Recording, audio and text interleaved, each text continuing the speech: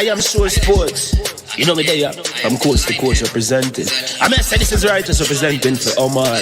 You don't know, come get the sports over here from near and far. Boy. Me say I am sure sports, one thing me sure about. When me say sure, that me not doubt. Come get your sports, get it over here. Come subscribe, repost and share. I am sure sports, one thing me sure about. When me say sure, that me not doubt. Come get your sports, get it over here. Come subscribe, repost and share. If me not sure, that me not say it. Know who score, that me not say it. Never know the game play, that me not say it. If me never see no game, me no know who play. For your sports news, better come over here so. For your soccer news, then come over here so. If you don't love sports, still come over here so. For the day done, you are gonna love over here so.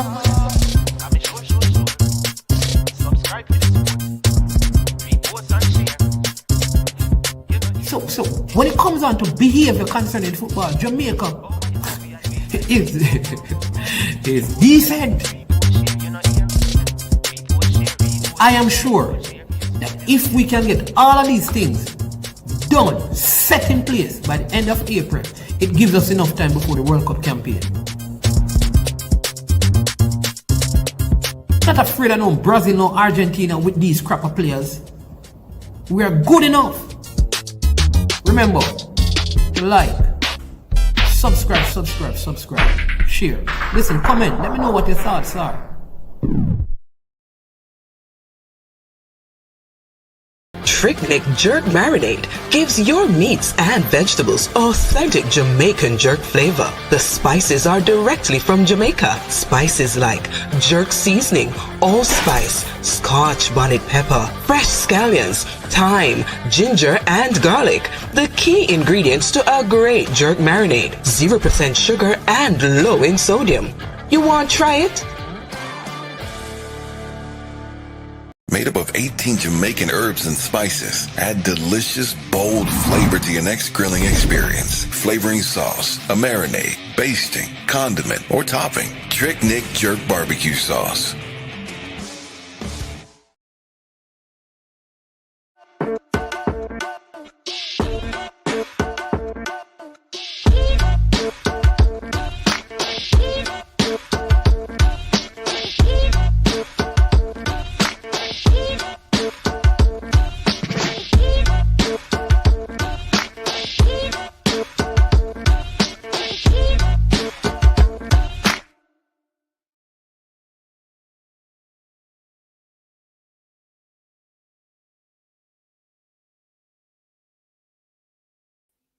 Yeah. Oh, well.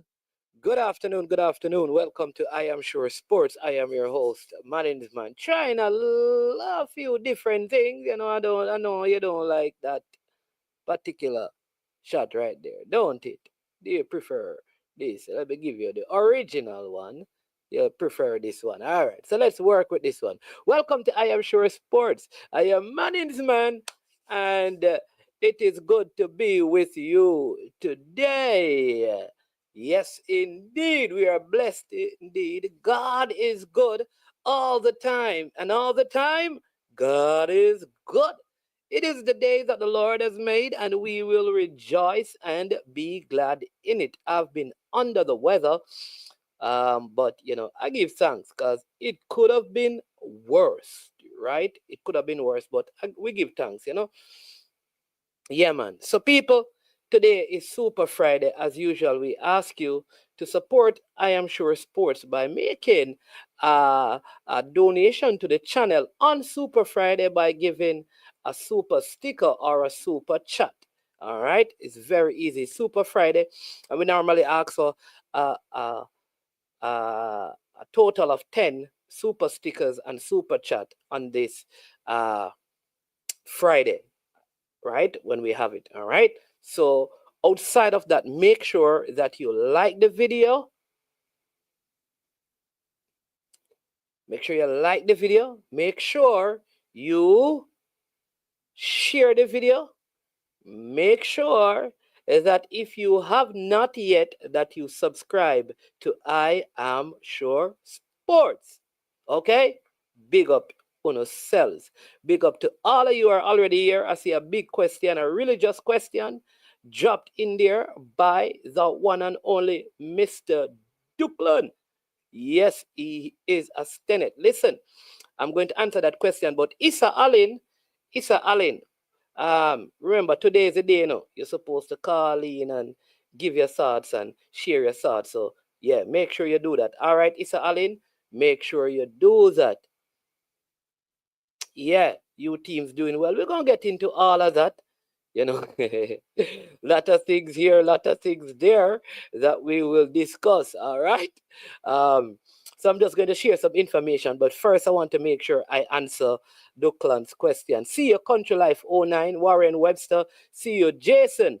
Big up yourself. Drew, big up yourself.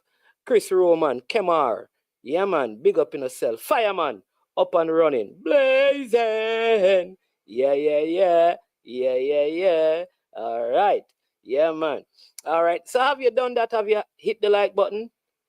Because, we're not moving from where we are until we know that those who are on hit the like button.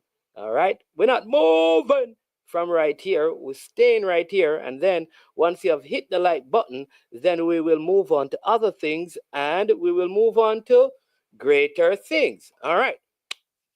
So, religious question from Duckland. Let me just state this, right? A religious question. Duckland, we need to see if you're a bad DJ and if you can mix it, come and see you have, turntable with 45 on it. You understand me? We need to know if you can DJ. A religious question. Does God already know who will be saved? Very good question, Duckland. All right. In his foreknowledge, yes, he knows who will be. He knows. In his foreknowledge, he knows. But that doesn't mean he imposes on people free will, because you have to balance scripture with scripture. He also says in the scripture that it is not his will that any should perish, but that all should come to everlasting life. So God's ideal is that everyone be saved, but man has free will, and some man will not choose that option. Some man will not believe. You understand me? And he knows those who will not. He compels them with his love, but people will refuse. It's just how we are as people. You understand me? Many will refuse. Many will refuse, but he knows. All right. Hope that is sufficient. And if that is not satisfactory in terms of answer, you can let me know. Because in Ephesians it speaks about predestined and foreknowledge. In other words, God knows the end from the beginning. You understand me? He's Alpha and he's Omega, meaning he's the beginning and he is the end. Right? Yep. So that is it. Marvin Ferron, big up. Pesa! Pesa go cost today now, because every day Pesa reaching at the chat, You take out somebody. Big up yourself. Man from Westmoreland. If Reno team play tomorrow. Who Reno play tomorrow? Pesa, because they win them first game. My little ball that I think should be playing Premier League. Rashan Graham. This youth, a long time I talk about him, should be in the Premier League, starting for a club. But when you live in Western Jamaica, these are the struggles, The struggle continue. Big up Rashan. You understand me? They call him Neymar. You understand me? I own a 45, but it's not for music. Jesus. Big up yourself here, Duckland. All right, just a couple of things. So, the BS11, they came to Jamaica, or they are in Jamaica, right? I think they're going out in Portland. So last year, they played Constant Spring.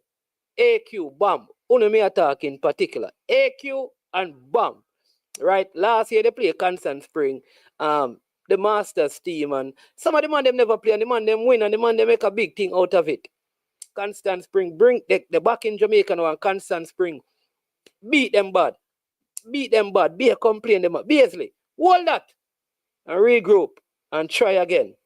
You understand me? Constant Spring, the thing there. You see all in the major league, in the Kings and the Constant Spring, a lead. You understand me? Yep. A lead, said Speed. Them and blessings. All right.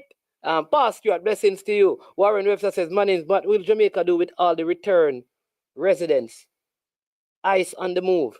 I mean, at the end of the day, as a part of the power of a sovereign nation is to always provide sanctuary for its citizens. If the man them guilty of things, some people may have left Jamaica, with crime, them throw those in jail, right? If they are, because there are many good citizens who probably were just looking for a better life, them come and engage themselves and stuff. But I don't think a lot of Jamaica, this ICE thing, I don't think Jamaicans who are there and settled and working and have lived right in terms of the law will be sent back.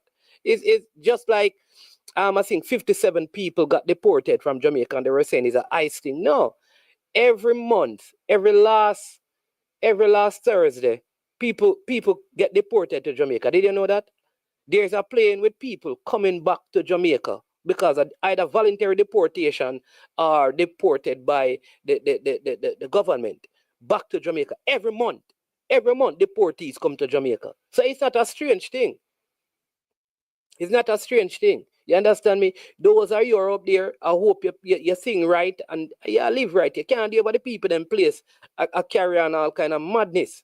You understand me? Don't do that. You understand me? And if you're not legal over there, you understand me? You should know better. You know better. Make sure you get legal. And some of the man when they go marry some people and left them and thing. You know where you go already. Make sure your papers them sort out.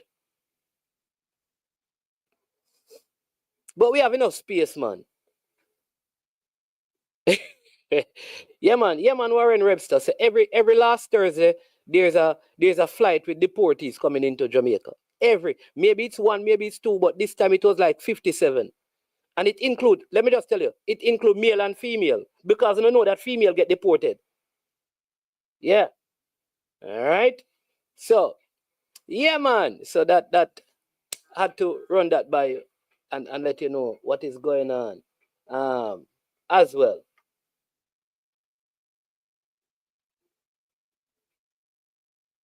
Yeah. Oh, expect far more flights now. Why do we believe so? Why do we believe that more Jamaicans are going to be deported than normal? Like,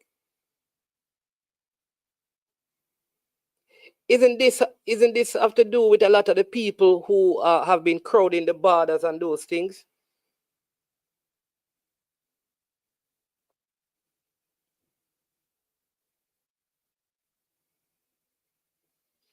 I don't think it will be anything over there. I think sometimes we let me say this. One thing I have learned is that the media, not just in Jamaica, but generally, the media has a way of sensationalizing many things. People get deported regularly. Regularly. If you probably check, probably over this year in Jamaica, more than 500 people got deported to Jamaica. And I'm just talking from the United States of America. We're not talking about those who would have come back deported from England. And some of it is volunteer deportation. Some people just say instead of staying over there and going into jail there, they'd rather come back to Jamaica and be free citizens because the crime that they committed was a crime in the States. So they are processed and released to their families. And some of them end up going back, because there are people who have been deported who end up getting back documentation with a visa and thing to go back to America. So I would not be alarmed. You understand me? I mean, we have hundreds of family in the States, and none of them have called and said, boy, them worried. Yeah, man, plane crash, the DC plane crash, man. How the American Airlines, 60 passengers died in the airplane, commercial flight, and the crew as well. Don't know how that happened, but boy, I'm telling you. Yeah. Also, there's to the senior citizen, there's a senior citizen, 72-year-old that was in St. Anne here, somebody, I'm telling you, man, may I tell you, gruesome murder and stuff, but, we hope that those who did that will be brought to justice. You understand me? Yep. Yeah. But I must say some of the policies of the president now, Donald Trump, I like some of the things that he's doing in terms of establishing the whole gender issue and those things. I think some of the policies, some of them may rub people wrong, but as a sovereign nation, I think they have a right to do what is best for their nation. And Jamaica must do the same. Do you know that the Chinese celebrated Chinese New Year in Jamaica? And a very important question was asked. We soon get to the sports people. Can we just take a 5 minutes and talk about this?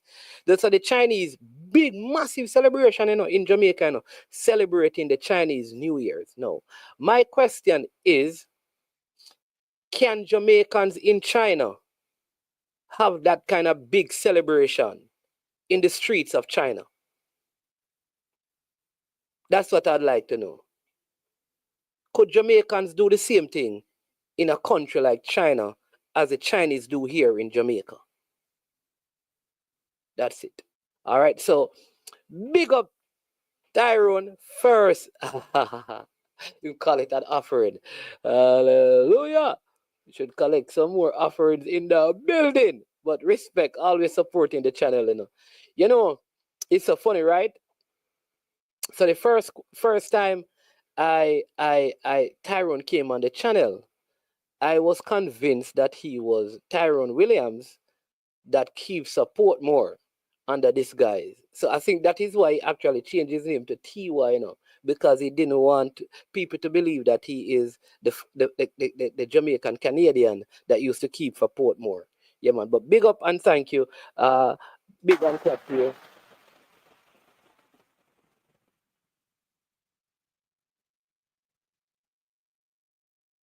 Yeah.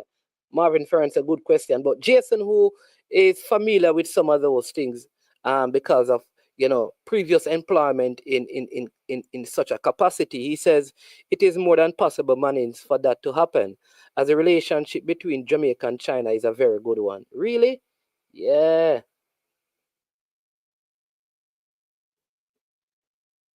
Whoa. All right, all right, all right. That's interesting. That's interesting. I just think like they would not permit it.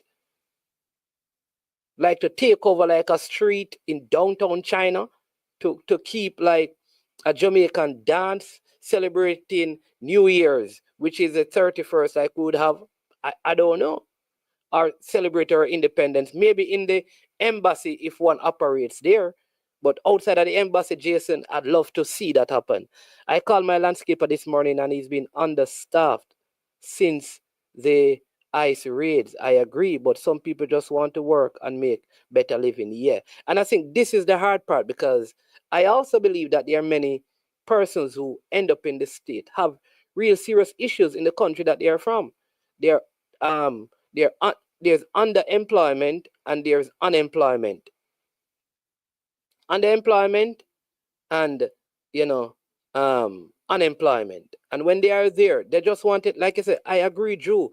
But what happened is that, how do you make that distinction? Because these said people end up being in a space or a city or a town where a lot of other things are happening. And it is unfair to say, but this is why sometimes the good suffers for the bad. I don't like that, but it is how sometimes, the world operates. The good suffers for the bad. Yeah. Good to see, but there will be a problem for cheap labor in the US. Yeah. Just like in the States, they have the West Indian Day parade. I think it is possible. All right. I'll go with you, Jason. Warren says, in Canada, it is celebrated. We are multicultural and they celebrate Chinese New Year's here. Okay. Is it celebrated in the USA as well? Do they have do they celebrate and have the parade, the Chinese New Year in the USA as well? In like Chinatown and those places, I guess it happens. Does it matter our human rights goal? Should we much higher than China's? I think you need to retype that, Paul. With China, a lot is televised, so most things that happen isn't shown to the outside world. Okay, so maybe it happened and we're not seeing it. All right, bless up Jason for that. Soldier, bless up yourself. Yeah. Yeah, that's what I think is happening, Drew. It's because generally, and that is why tell you. So I normally when I'm in the States, I'm in spaces. This is not going to sound good, but you understand what I mean. I think you're smart enough to understand. I'm in spaces where very few Jamaicans are.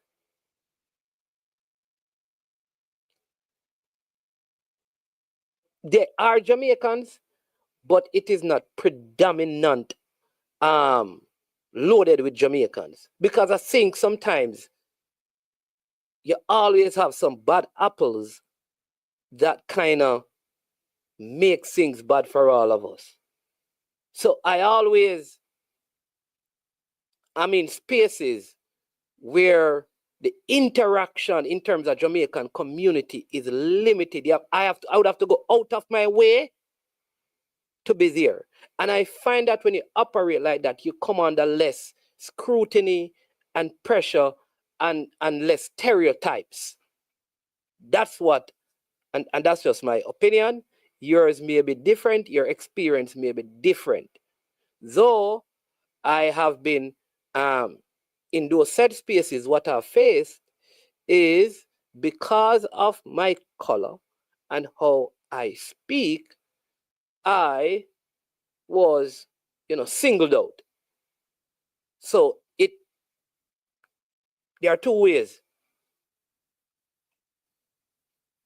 it works. So you're in those spaces sometimes, you get singled out like, how can you afford to be in here?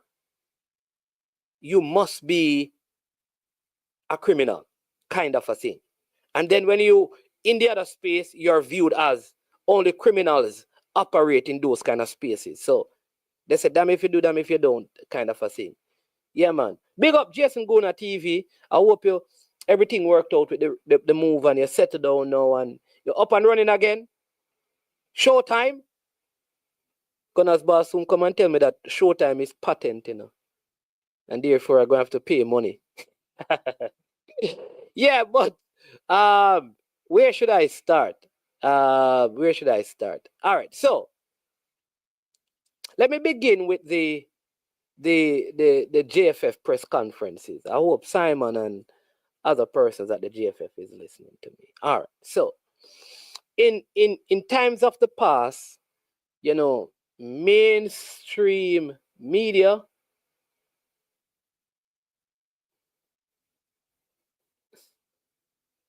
yeah. All right, so big up. So Jason Guna, people up and running again, so you can expect show in short order. I'm probably going to do the EPL show this evening. So all of them can put in on the best. So I'm call it Donkey. Duckland has been winning the Donkey of the Week. And Duckland winning the Donkey of the Week. People, don't worry yourself. Jason, but them say them think of ice. No, man. Jason, good people. Yeah. Duckland has been winning the Donkey of the Week over by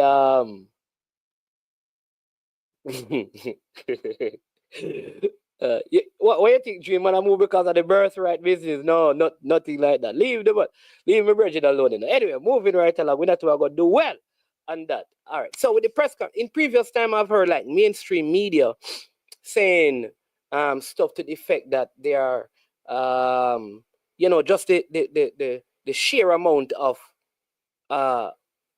YouTubers in the press conferences that the JFF would have was an issue to them because of how the questions are. All right. But I find that more mainstream media are getting involved and they're asking questions. So in recent times, however, one of the things that is one of the things that is puzzling, one of the questions I have, one of the things I want to know is this. It again, a lot of this people is opinion. All right, come on, hit the like button. Come on, hit the like button, because this is good discussion. You know what? No, you don't have to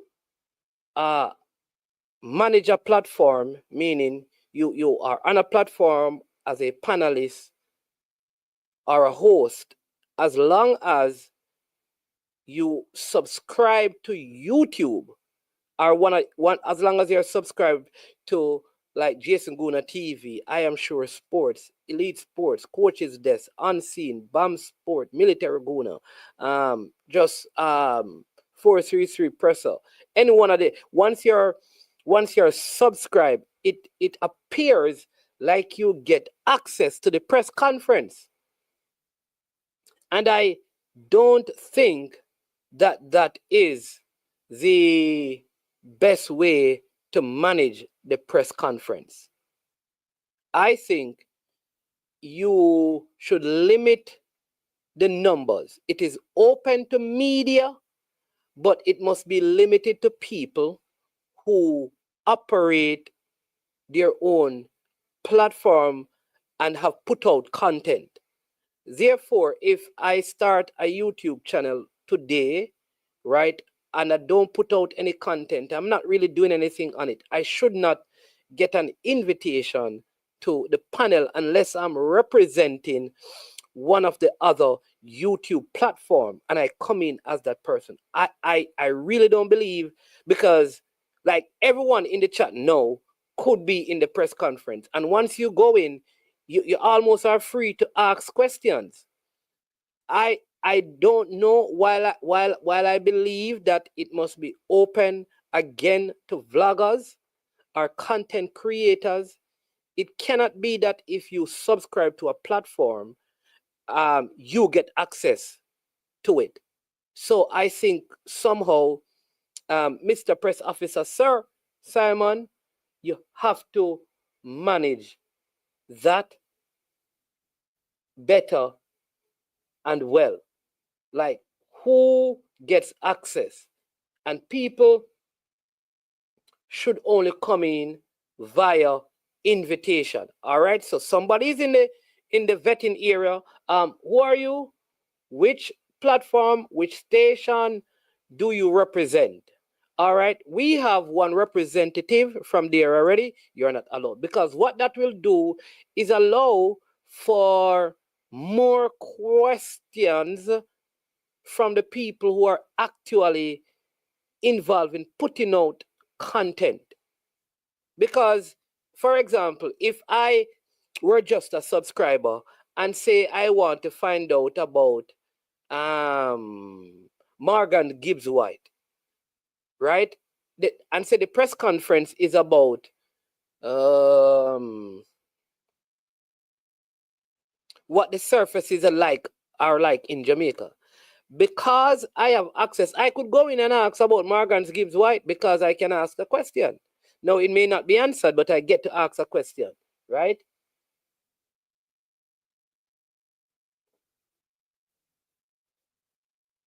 Oh, you see now. Therein lies the problem. No, see, this is a smart man, his name is Brian Myton, aka BAM Sport. Yes. So he's saying the press conference link is sent in the JFF media group, and that group doesn't only have media folks. Okay, I see. Maybe that is the issue. That if it has people who are not media, it shouldn't be. How did people who are not media so how people who are not media get into the media group?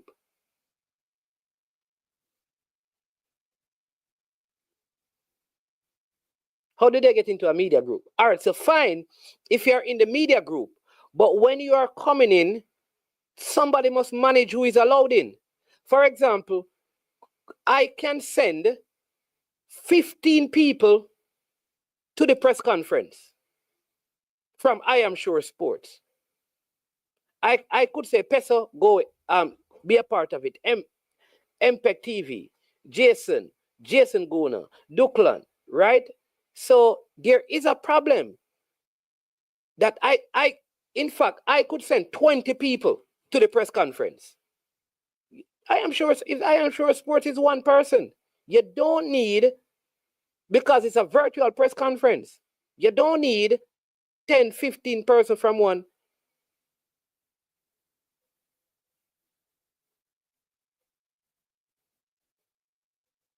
Yeah. Right? And what that will do, I find as well, is if so many people are there, mainstream media will shy away from it. So I think mainstream media has a point, but it should not be a blockout or a lockout of the content creators. It's just managing it because I don't want to be misunderstood. All right? The link is the problem. It's the list of persons who can ask the question. The link is not the problem. It is a list of people who can ask questions. True? Yeah.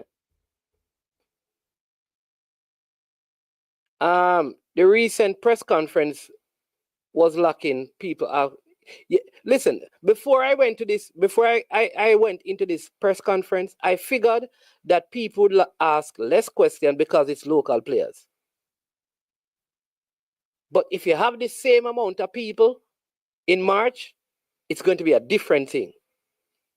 So the press conference get scattered with all different kind of stuff.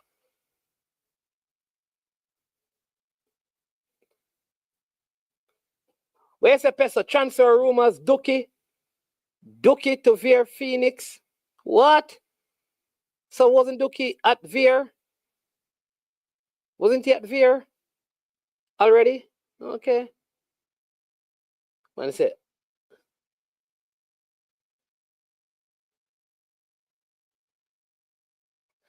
Ask the admin. He adds everyone that is there, and only he is the only one that can comment or add folks. All right, boss. I will get in touch with the admin and find out. All right.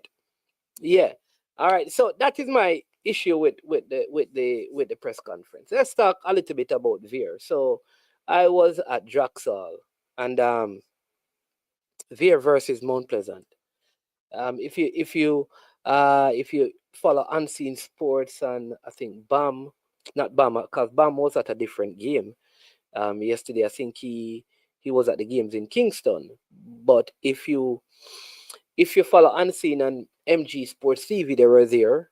A couple of things happened. I really believe that in terms of young players, Vere Phoenix have some of the better young players. You can tell they have very good technical. They control well, they pass the ball, head the ball well. So they have good youngsters. I would not question, right? Very good youngsters, right? They have there. I am so let me just say yesterday, Donovan Loftus was not on the bench. Craig Butler was not there.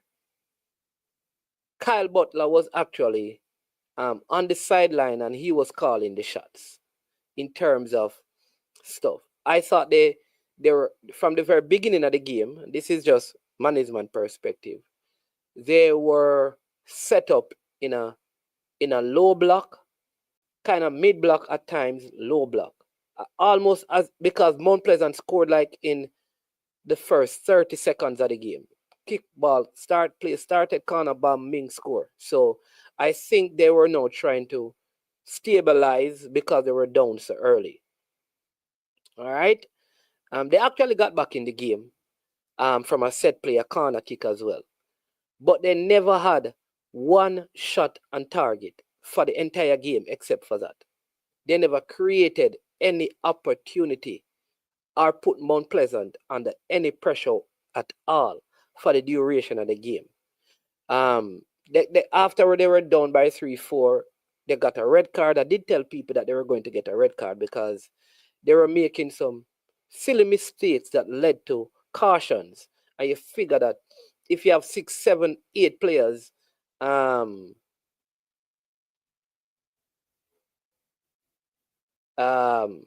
know, you figure that 1 out of the 8 of them probably going to get a second card. All right? That eventually happened, and the other player red carded. Don't think that really changed anything, because the head coach of Mount Pleasant, Coach Theodore Whitmore, said that this was the worst performance of Mount Pleasant this season. Remember, Mount Pleasant lost a game, tied a few games. And he said that this particular performance was their worst performance, though they won the game by 4-1.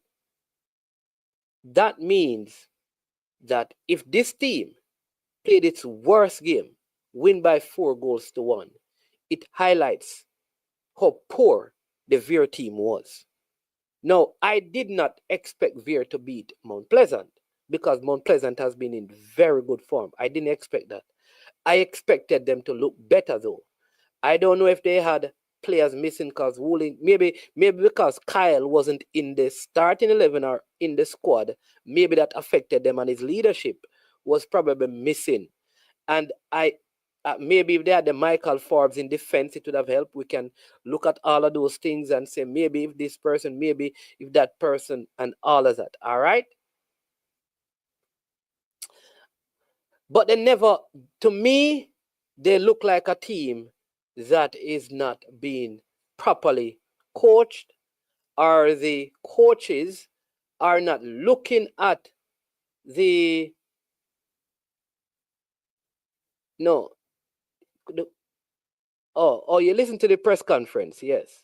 Yeah, worst performance in the last 10 games. Okay, all right. So if you look at Mount Pleasant, so I saw this, right? Mount Pleasant was playing very, very narrow in terms of attack, because they invert both they were inverting both midfield wing backs. So Ming would come inside, and so too would Gadiel Irwin. And then when they come inside, the wide players were supposed to go wide, but they weren't, because Draxal is such a wide field. I think it is one of the wider fields in the nation. So what happened is that with the width, Mount Pleasant wasn't using the flank. But Vere had its wide players wider. When Mount Pleasant had the ball, it never made any sense. All they had to do was to be compact and stay inside. And that would have just, stopped the flow of Mount Pleasant. That's what I'm saying, that unless they're not analyzing the game in terms of the coaching staff to give instruction, but they never looked like they had a plan as to how they were going to score. They never did. They brought on the big center forward, and he never really touched the ball. He never touched the ball. And so now, is it that the other forward that they had, Josiah Daniels, is not a good player? Or it is how they play? Because when Josiah Daniels was playing, he wasn't having any touch of the ball. This forward came and he never had any touch of the ball. So they have to go back to the drawing board. No, Mount Pleasant, they are the best team in the league, so you have to give them credit. But I don't know. They cannot continue like this. So I want to say the poor form of Vere is not the fault of the players. It is the fault of the coaches. Now, they are supposed to be having TricNic McGee in their squad for their next game. So TricNic McGee will be in their squad for their next game. He wasn't in the game, right? Based on information from our sources, he should be ready for their next game, which is on Monday night. And it will be at Arnett Gardens, I believe. And you know who they'll be playing?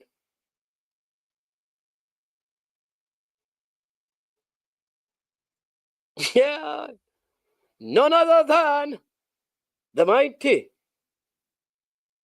Cavaliers, the defending champions, who has been on a poor run of form, but they're going to be playing Cavaliers. And if they play Cavaliers the way they play Mount Pleasant,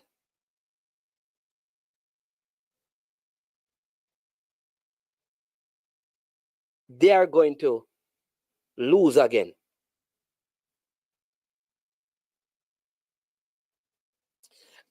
I don't know what is going on with Lenny Hyde. I know he was ill. I don't know. My word on the ground is that Mr. Loftus, who is supposed to butter. Yeah, butter was suspended by the club, but he's still a part. So he's probably going to be back into the fold. I think Lenny Hyde was red carded, so he wasn't supposed to be on the bench. That is why I think Kyle was there. They never did any, I think, and I mean, to be fair, no, let me just say this. Even if you don't like the ball, Kyle was, I think he was very polite with the people, because when they ask about, because man kind of observe things and see. I mean, when they asked him about doing an interview, he said that, which I understand, he said he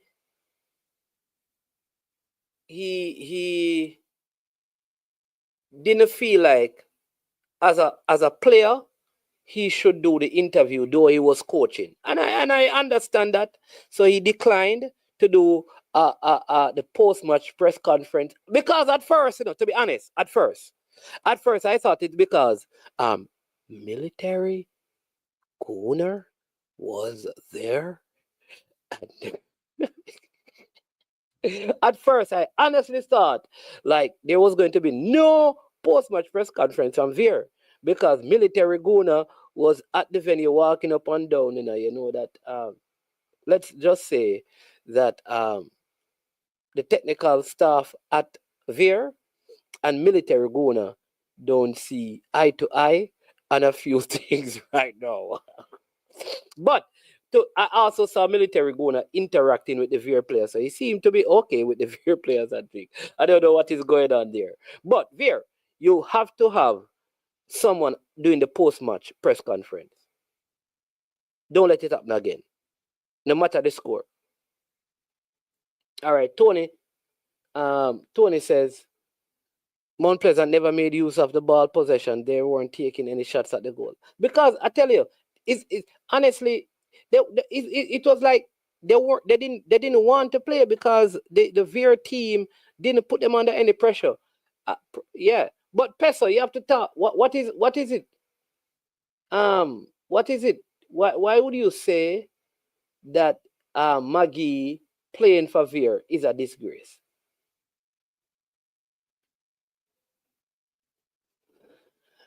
Why would you say what is it about Maggie playing for Vere is a disgrace? Explain it to me. I don't understand it.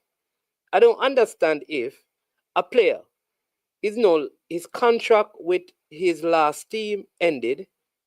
He is trying to negotiate with a team in Europe. The team in Europe says in the summer we will sign you. Excuse me. Where else would he be able to play any football because we are in what now? February, March, April, May, June. Because at the end of June, well, the transfer window, most leagues end in May. Where would Maggie be able to play any football between February, March, April, and May? 4 months. Where?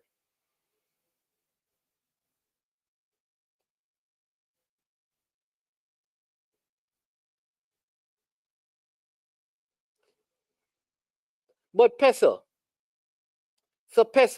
what difference would it, if you were playing, would you feel better if you were playing for Arnett Garden? If so, why? Why should he play for Arnett Gardeners for 4 months instead of Vere, who, remember, Phoenix is the agency that represents him? Why should he then go and play for Arnett? Or why should he play for Mount Pleasant? Why should he play for Cavaliers? Why should he play for Waterhouse? Pesa, call in and explain that to me. Because sometimes I think we allow our emotions to consume us, you know.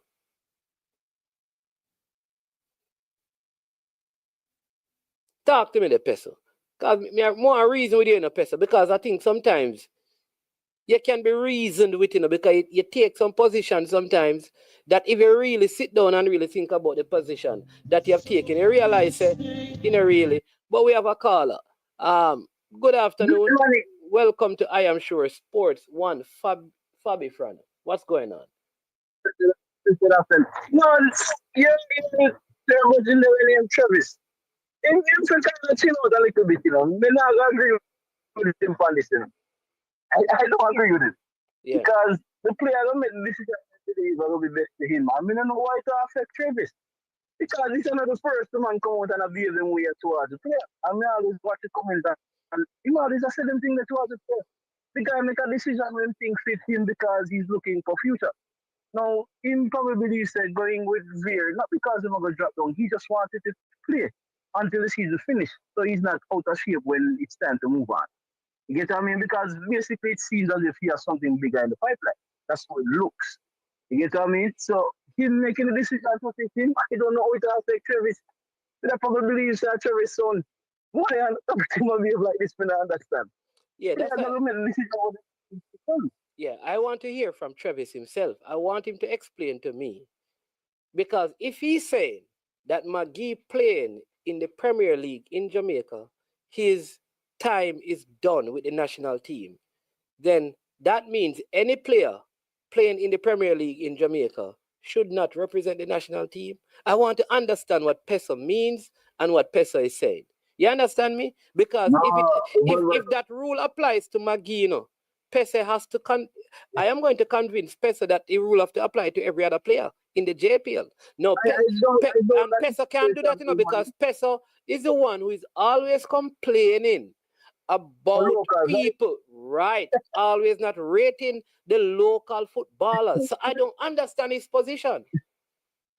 No, but I doubt that's the situation, and I doubt it's a situation where he's actually playing in the league. I doubt that because if you read the ending of his message, he said he should have played for Mount Pleasant because they wanted him. So I doubt it's the fact that he's playing locally. I believe it's the fact that he's playing who he's playing with. I think that's a problem.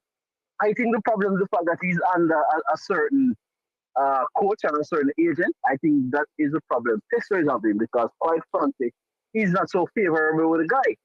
But it shouldn't affect what the player do. The player make a decision. Until that decision worked out to be not in his favor, then we have to work with it. You know what I mean? Then man have to but the thing is, yeah, go ahead. What I'm saying, all right, so remember now, it's 3 months. McGee being at Vere won't make him a better player, and it won't make him a worse player. If he were at Mount Pleasant, in that time, it would make him a better player. It would make him a worse player.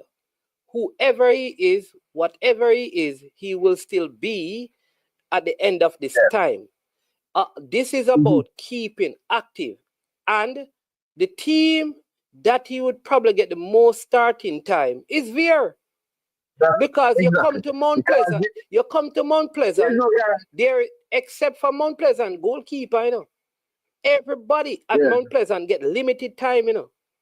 And he wants playing time because he's going to be going in Europe. So he has to go to a team that is going to afford him as much time as possible. So unless you're saying then, okay, go to Harborview, which he was at Harborview, so there must be a reason why he doesn't want to go back there. No, but then, as I said, you know, he has a connection with the owner or coach of Vere. He has a connection, I believe, that's his agent, I believe. He signed up with his agency. So, I mean, it's a no-brainer that she's going to play for Vere. It is a no-brainer. You get what I mean? So, the guy just wants to stay fit. That's what I believe. He just wanted to stay fit. Go where you're going to get a lot of games. And quite frankly, he won't get a lot of games at Mount Pleasant. First of all, the whole thing of him going to Mount Pleasant, just imagine, hypothetically, he goes to Mount Pleasant and as he play Mount Pleasant lose the first game. What? The thing where would have come down on him head, youth. So he doesn't need that right now. I think he just needs to just play, stay fit, and then in the near future, then he moves on to Europe, if that's what they're going to do. But Travis just needs to chill out a little bit. I think he's just upset that he chose the person that he's with right now. Yes. Well, we go, boss. First thing, man. Look on. Yes. Yeah, man. All right, then. All right, blessings.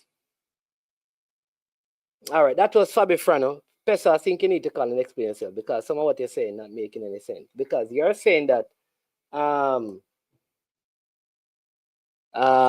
if he should not be called up to the team in March, what if he plays in February and does well for Vere? Why shouldn't he? And I'm not sure I agree with you, Pesa, but moving right along. Moving right along.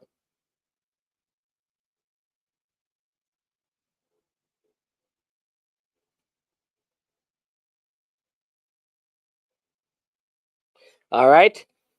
Ready again? All right. So that is it. So let's see. Let's move away from that and go on to something. Well, so we did the Vere misery. They are struggling. So too Harborview. I believe that Maggie has been added to the squad. If you listen to the press conference yesterday, I think the coach was unaware that he's actually back in Jamaica.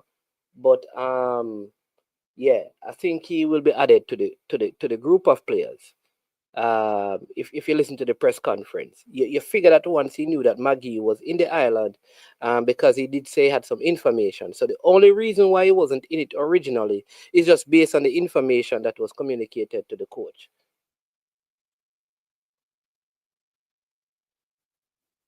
All right.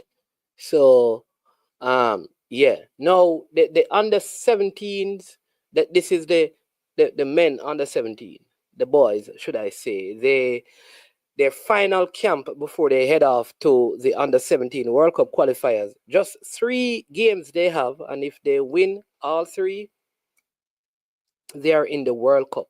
Now, a couple of things I want to say now. There are many people who they had their kids in what they call the US pool.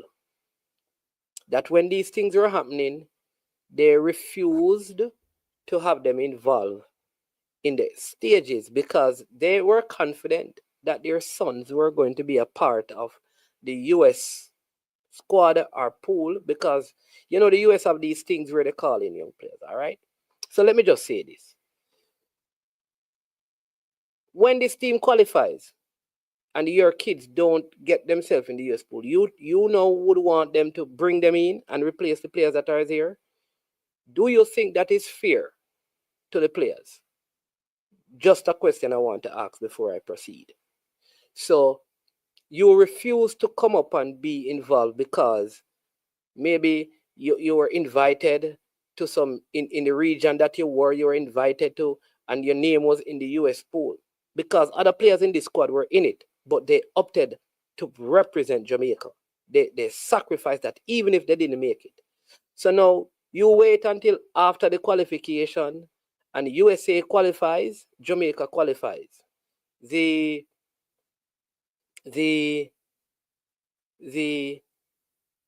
US don't pick you as part of their final or select you as part of their final pool. Do you think that the coaching staff should remove these players that they have been working with for 2 years, almost, qualify the team with, going to, and bring in your child instead? That is if you were part of the pool for the US and waiting to get selected. All right? Right? That is the question I'm asking. I'm asking the question. But Rob Smith,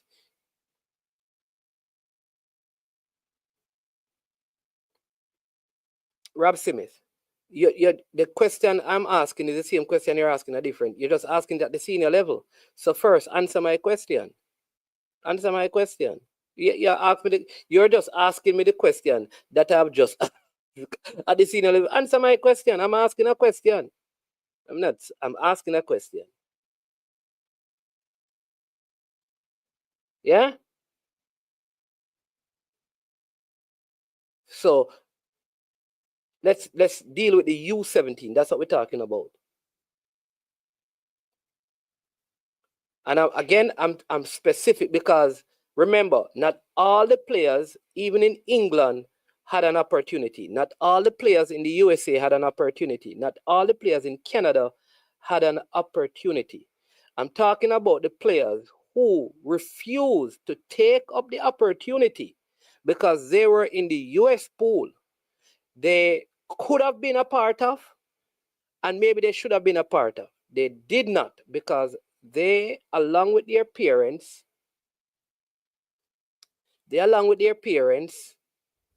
right? They, along with their parents, believe that US was the best option.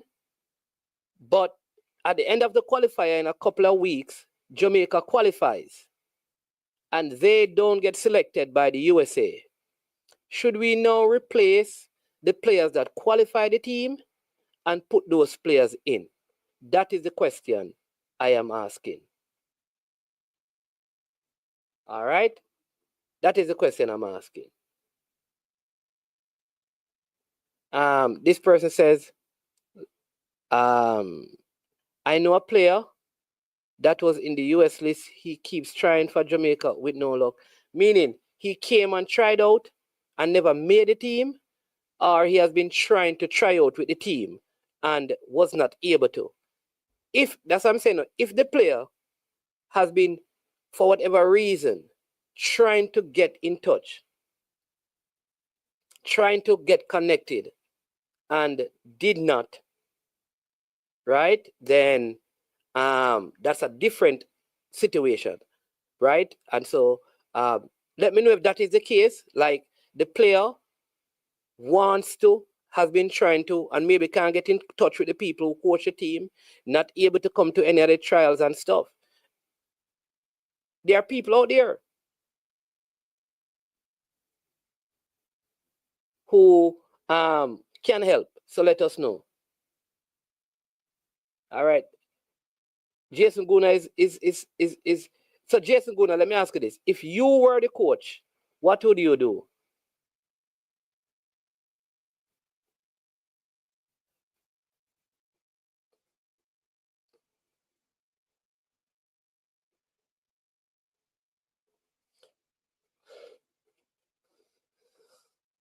Okay. Jason Guna is saying that if the player was wanted over others before then, I don't see why not. Well, you know what? You know what?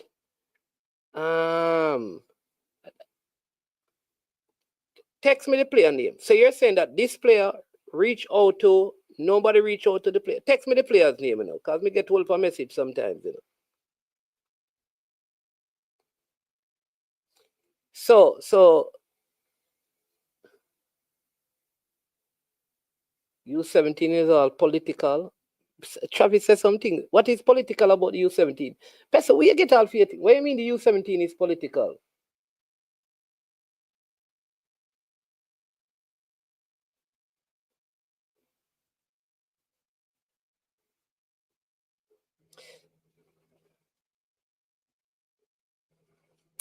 I don't know. Some of the times I don't understand.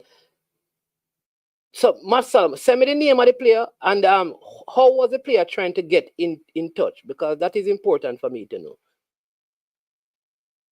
know. Yeah. CC, I have the jersey, boss. If you want, I can send it to by not the Joel Latibody or jersey. I still have it, man. Let me show you it. Hold on, people. Let me show CC. Come, I want him display.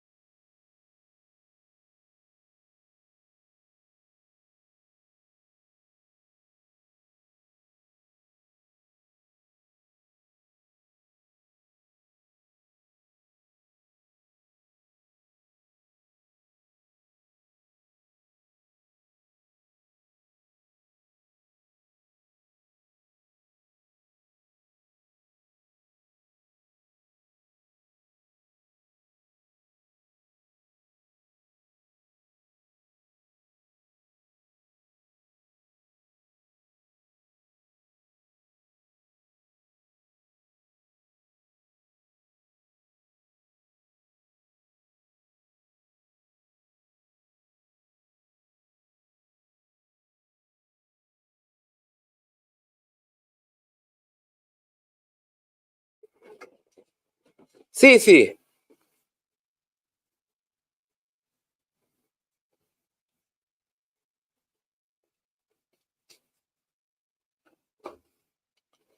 CC, I'm a man of my word.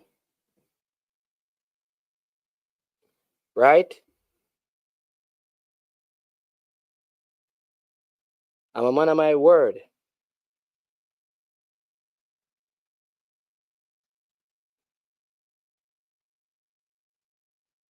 So if I tell you that I have it, then yeah, you understand me? I can't promise you I'm going to travel with it.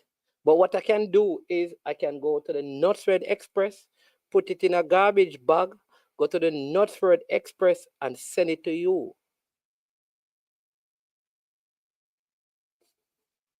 You understand me? So yeah. All right. So what I'm saying, I don't know what, remember now, Jason, I am not saying that the player is better than those who were there. What I'm saying is that when they were doing their whole scouting, there were players who were invited because of the clubs that they were in the USA, and they were told about it, but they would have said, listen, they are part of the US pool, and so they turned down the invitation to come and try out. Now, maybe they are better, maybe they are not. I am not the coach. I'm just asking the question, like in that case, like, because this is youth, you know. I think with senior football, and just hear my position, just hear my position. I think with like under 17, like how we manage youth, I think like if youths qualify, right? And because I've interacted with some of these youngsters, whomever they are, and you see how joyful this is. I can just imagine a youngster qualifies the team, a 15-year-old or a 16-year-old, which is, this is probably the only year they're going to be able to play because they'll be 17 when the next one comes around, right? And they qualify the team, and then having qualified the team, they don't get to play in the World Cup when other people had the opportunity to come and play and qualify and chose not to, and they get to go to the World Cup. Can we deal with the juniors the same way we deal with the seniors? I don't know. I feel like that would have a more devastating effect on a 16-year-old than if a 24-year-old played in a qualifiers, played in the qualifiers and then never turned up and never get called for the World Cup. I think the blow would be softer for adults more so than for kids at 16. That's how I feel about it. All right. Triple is asking, man, did the players refuse to represent when called? Well, if you were invited and you never turned up, I don't know if that is refusal, but the thing was that you were part. One of the reasons that came up for a few of them is that they were in the US pool and they felt like that is the better option.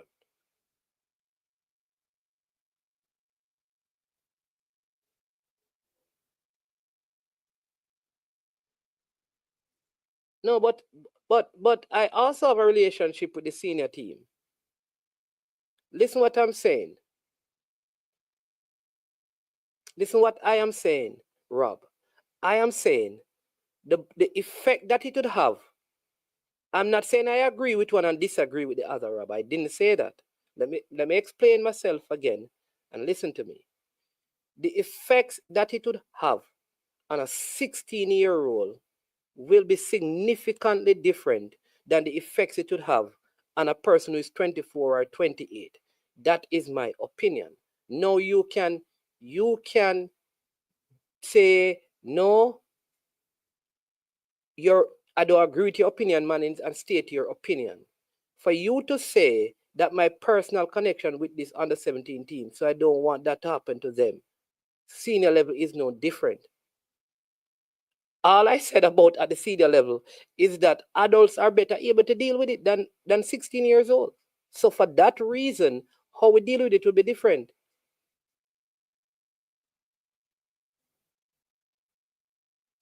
Do you know, let me just say this as well, because this is good, because remember what the JFF did when they actually qualified for the World Cup. If you remember what they did, They also brought some players, you know, who were not a part of the who were not a part of the World Cup squad, but they were around the team, and so they were brought to the World Cup. And I think some of them even though they did not go to the World Cup, they benefited from the qualification financially. Well, if you believe so, Rob, then that's fine. You believe I think an adult is better able to deal with than a 16-year-old. But we can differ on that. Yeah. But that's all I wanted to, because I'm going to go to something that I've seen now with the U17 girls, which probably I don't know how Robbie is going to view it in particular, but let me tell you, because we're going to talk about both of these. So Nolan actually scored yesterday for Mount Pleasant. He's one of the members of the squad. Remember, the final squad has not been named. I'm just going by those who have been playing. So I don't know that any of the players that have been in it will be named. I'm just saying that these are the players that have been preparing. So Nolan, who plays for Mount Pleasant, in fact, a next under-20 player that Owen Jump was fouled and Mount Pleasant won a penalty against Vere Phoenix, and they gave it to Nolan. He actually kicked the penalty, but the goalkeeper parried it, and then Nolan ran on and smashed it into the back of the net. That's how Mount Pleasant got the 4-1 lead. Then Giovanni Taylor scored a brace in his first game for Arnett Gardens.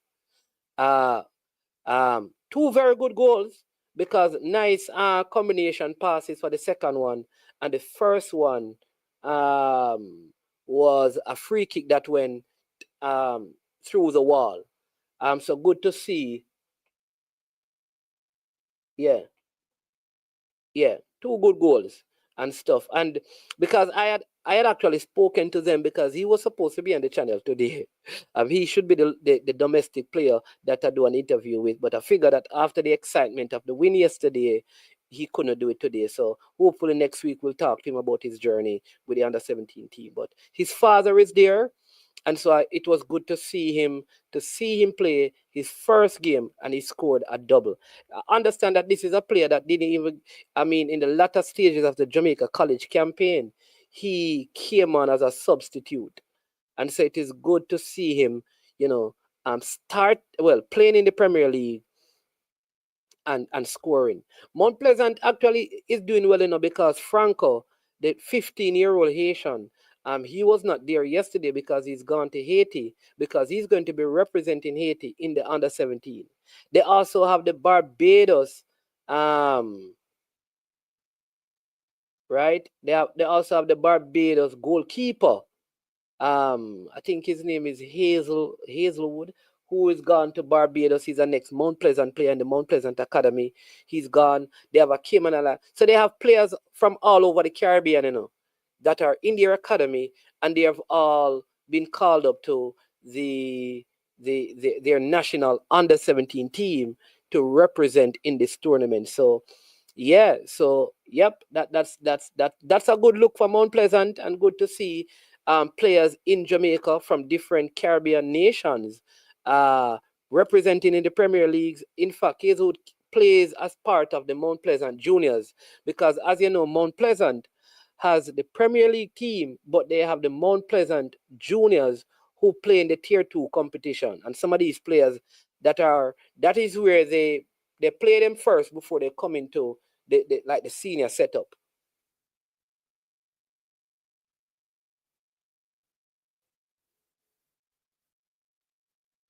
Yeah. I see. TikTok, been a minute since I've seen you. He says youths can deal with it as well as adults, depending on the type of mentors they have around them. All right, cool. I know a player who missed the under-20 World Cup, and he has never recovered from it. But like you said, it is depending on the type of mentors I have around them. Was a part of it all the way up when they qualified, and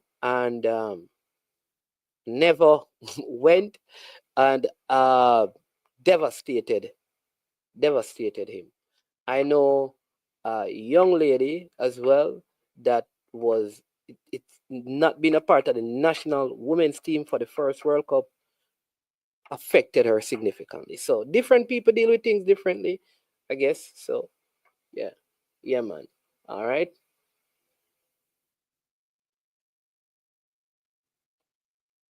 Yeah. All right. No. So this kind of segue into the under-17 female team that played their first game against St. Kitts and the Nevis. Sorry, St. Kitts and the Nevis, and they won the game easily by I think 7-0. So what this means is that Jamaica just needs to not lose against the host Nicaragua on Saturday, and Jamaica would qualify for the next stage. It would be better for them to win so that their seeding position would be better, because you don't want to be seeded with USA and Canada. All right, 6, they won by 6. You sure it's 6? It's 6? Yeah? I swear it was 7, you know. Where did I get 7 from?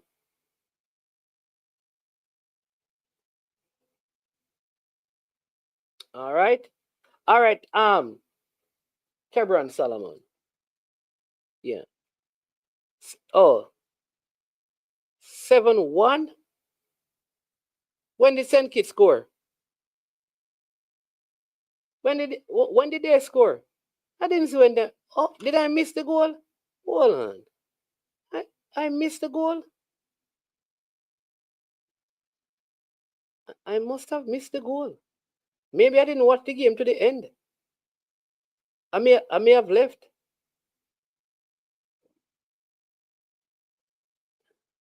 Dre, anyway, the sports. When did St. Kitts score against Jamaica? Breaking news, boss. You're breaking. Eh? Yeah, it's 6, man. Dre, anyway, that sports. You need to go back to TikTok, you know, boss, because you put out some wrong information over here.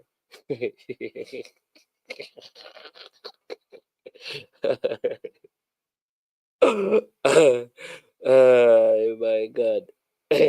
Okay, thank you, because I don't know. I don't know. Dre, anyway, that sports. Careful now. All right. But can I be honest? So I watched the game, right? And what I will say, and I know that I probably get stoned for this, but I have to speak the truth. I could clearly tell the players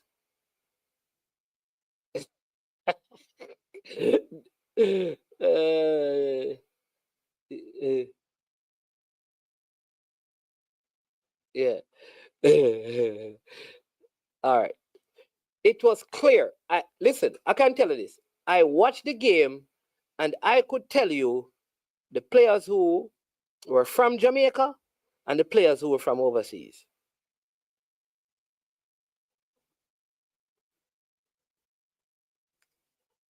Let me say that again. I watched the game, and by looking at the game, I could tell you by how the player controlled, passed the ball, moved. Those players who were from like overseas and the ones who were from Jamaica, I would see a name and I say, hold on, let me check which oh, she plays in Jamaica. She goes to this school. All right.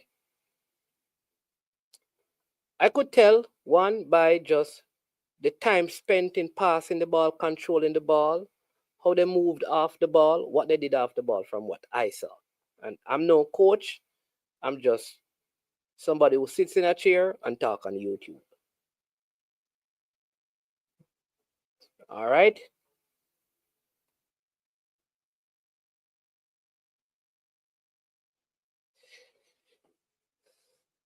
Right. The number 11. Yeah, she came on.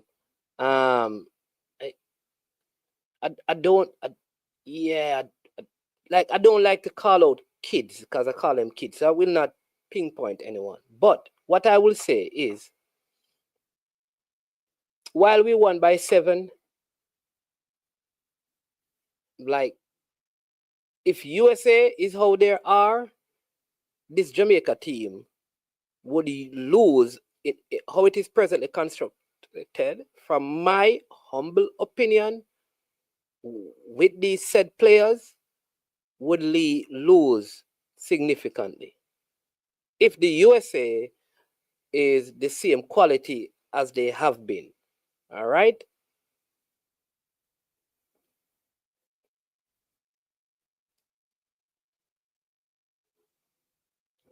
So what is my point? This is where, as footballing people, we have to begin to make decisions that are in the best interest of the football generally. Now, does Jamaica have good female footballers? Obviously. You have seen the Bonnie Shaw, the Jody Brown, the Lacey Murray, the, even Buckley, good talent, Davia Richards. I mean, good. So we do develop good talent. The thing is that I don't believe that we are playing enough female football at the junior level to really develop enough quality talent to go and compete in CONCACAF and qualify with a team that is predominantly built around players out of Jamaica or players playing in Jamaica.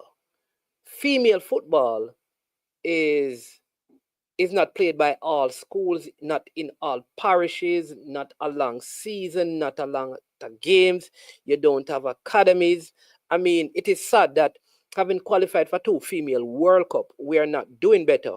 And it is one area that I think the JFF need to strategically look at enhancing and developing. I think we need to have, you still have in Jamaica, like, girls and boys playing at the primary and prep school level. I think we have to start playing like futsal at primary and prep school level and have girls futsal separate from boys futsal.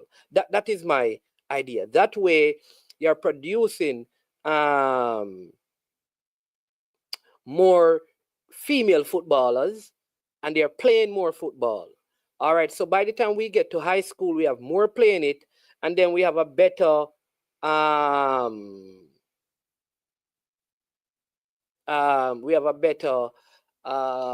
system, like just going ahead in terms of the overall development of the football in Jamaica. All right. So I think we need to do that. Now, like I said earlier, you will always find 4, 5, maybe 6 quality players out of Jamaica, because you will always have that, because even in the worst of situations, you are going to find quality talent. Again, what is my point? I don't believe that the core of the team right now, maybe in a few years, but right now, the core of the team, we don't play enough football, female football, to have the core for U teams be heavily domestic players focused. That means for now, we have to spend a little more time finding Jamaican talent outside of Jamaica. That is in the US, where there is a better system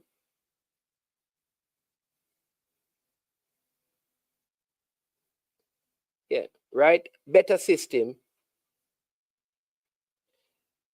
And so too many TikTok. But isn't that what hold on? But isn't that what I'm saying? Isn't what I'm saying, that we have to focus on the local playing opportunities? That's what I'm saying. That's what I don't know. I agree. Listen, all right. So Jason, right? TikTok, you and I saying the same thing. I don't understand. You're agreeing with me.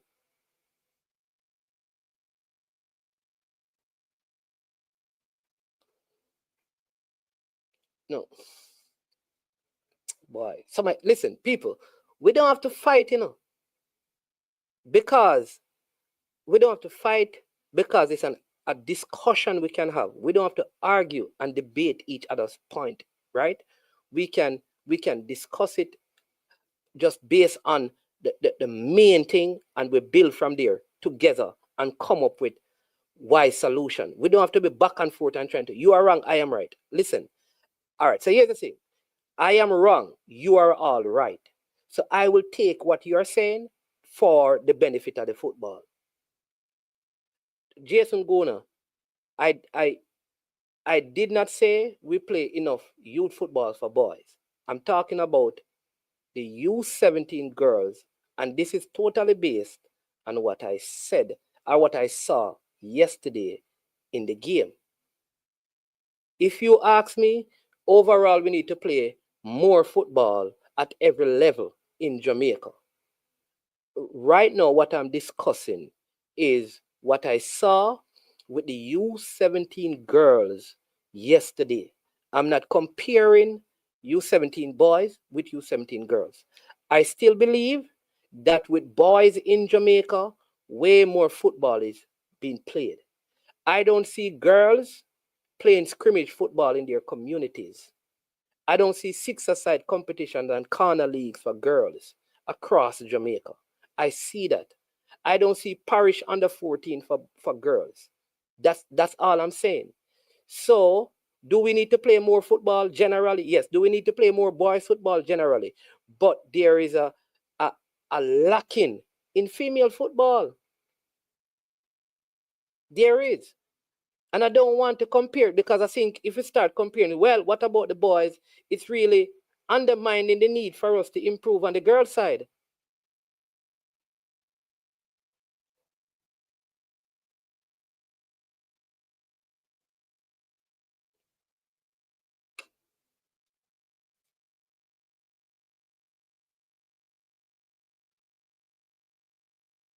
And maybe what it will take is kind of probably finding a way to I don't know, to do stuff like what they like I listen. I think one of the solutions to this, right? I really believe is to play smaller sided girls game at the youth level. I think if we can play futsal in the schools from prep and primary school, I feel like that will help. I don't have all the answers. I just feel like this is something we can do. And it's okay if you all believe that that is not the solution. If you have a solution, just share the solution.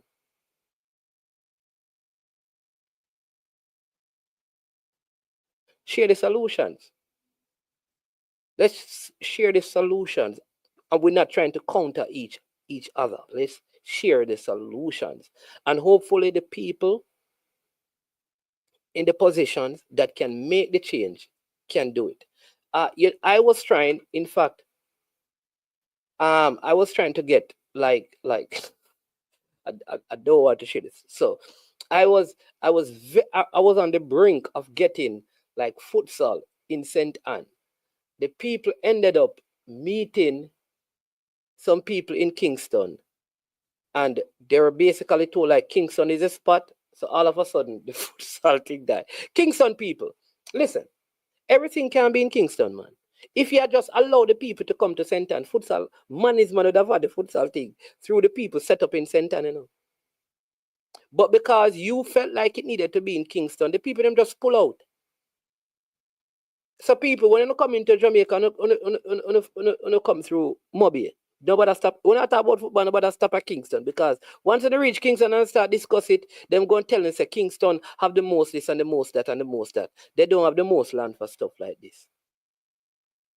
and there are more academies. There are like 6 or 7. They are not registered yet. Academies that have popped up in St. and outside of Mount Pleasant. You have King FA, that is the academy that a lot of the Ocherious high school players are in. You understand me? A lot of them came out of that. You have a next one controlled by a guy called Sammy. They are the Jerk Center in Ocherious. And they are doing well as well.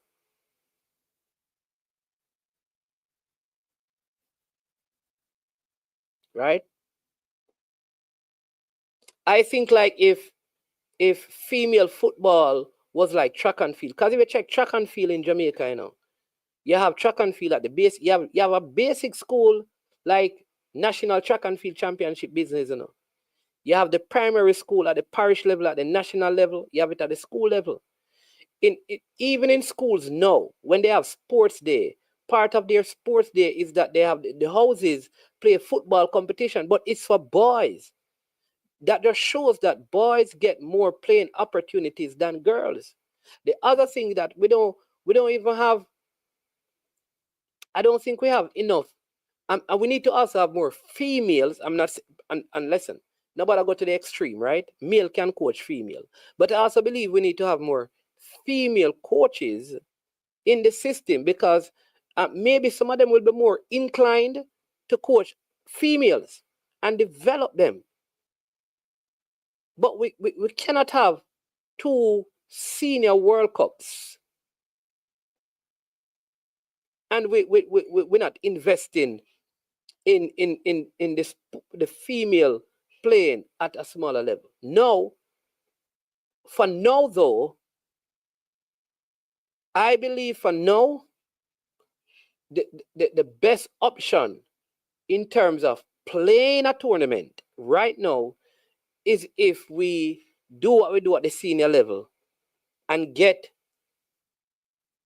players from the diaspora, and then the best domestic players join with them.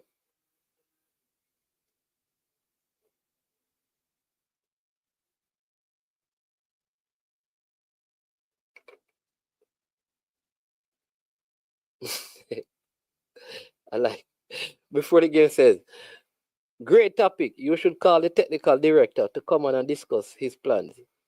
Youth development in the region needs to share their plans for developing football. Yeah. That's true.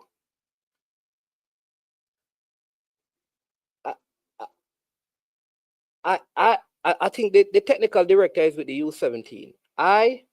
I'm going to reach out to him and ask him that if he can come and share what is the strategic development plan for Jamaica's football, age 15 and under, for the next 8 years.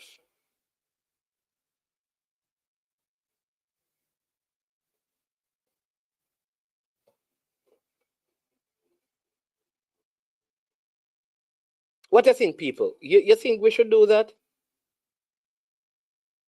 What is his strategic development plan for players 15 and under for the next 8 years in Jamaica?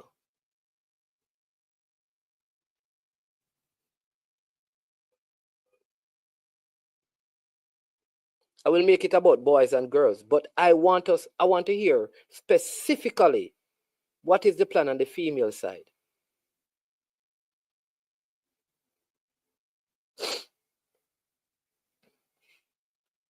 However, people, and let me just say this, I don't think at any point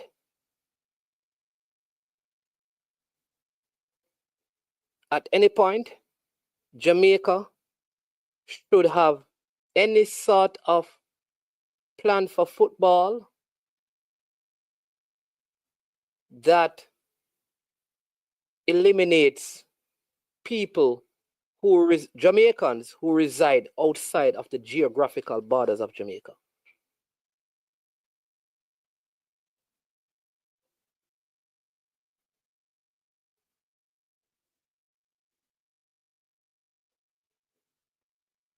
You know what I'm saying?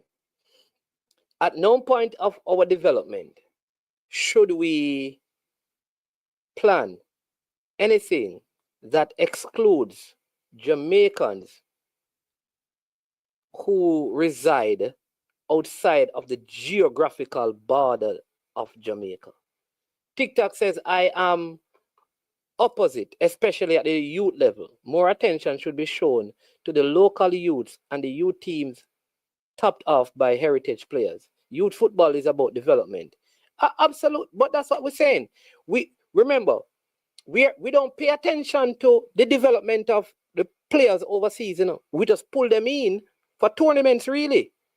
So what we are saying, let us develop the youth, right? But we know that if they keep going to the qualifiers and getting knocked out at the first round, that has little benefits.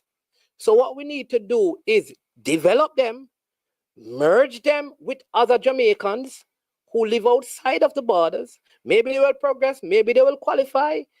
Good, right? That don't stop the development. So getting 2 players, say, from England, 2 16-year-olds from England, does not stop us from developing 200 players in Jamaica. Getting 10 players from the United States of America who are Jamaicans to represent Jamaica should not stop us from focusing our time on developing the kids here. Both things can happen hand in hand. Yes.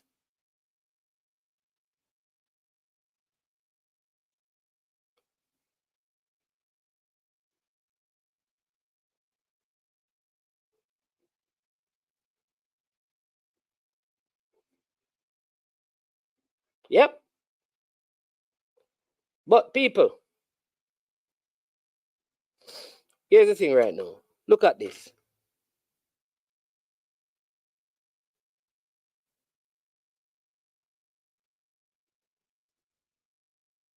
What's going on? What's going on right here? No, sir. 44 likes. No, sir. Not at all. Not at all. Not at all. Not at all. We, due to the significantly low amounts of likes on the video, at this point, I am sure sports will take a 2 minutes break until the likes on the video increases. Please stay tuned and I'll be back. So you'll see me being still. I'm just waiting for the likes to go up.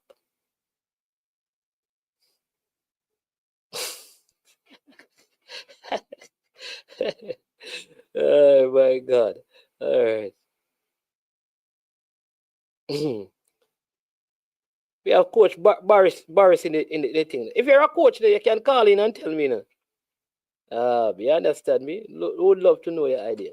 Man's man. All right. Right now, Jamaica cannot qualify for any World Cup without the diaspora, and that is a massive problem.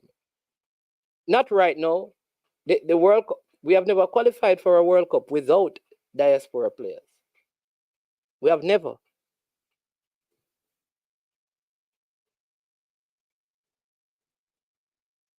The U team has been competing with a bunch of local players. Really? Which, remind me, in CONCACAF. Give me some of those examples, TikTok. Give me some of those examples.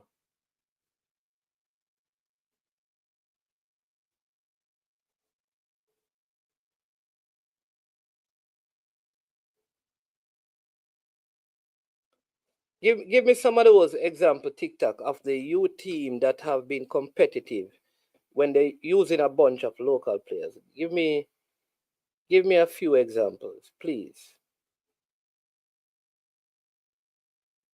I would be very interested in knowing. Give me like a couple of recent like competitions or something that was the case. I would really appreciate that. Just give us that, and maybe you have a point. Maybe we have not been following the information as we should.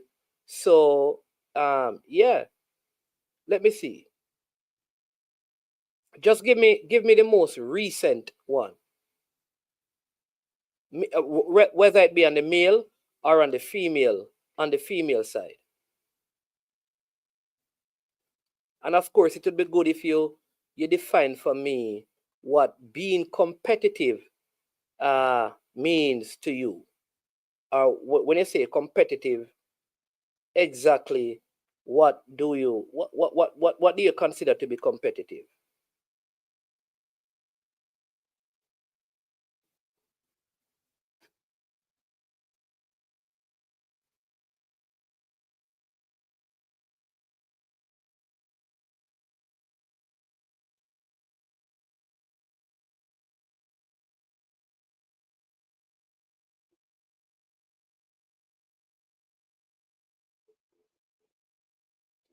All right, so under 17 quarterfinals, under 15 fourth, depending on your definition, which under 15 fourth. What are you talking about? Which under 17 quarterfinals?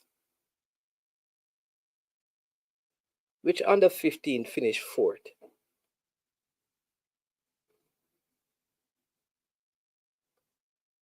Under 15 fourth?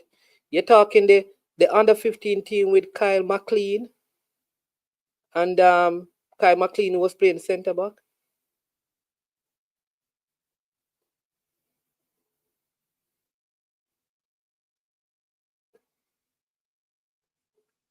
Rob, I'm not sure what you're talking, because if it is the under 15 tournament where Mexico defeated us, yeah, then we are diaspora players on it. But we are diaspora players, and they were third. The U15 didn't we finish third with Kai Miles? But it's funny because the players who were on the team, some of those players are actually even oh geez, how could I forget his name? They're on the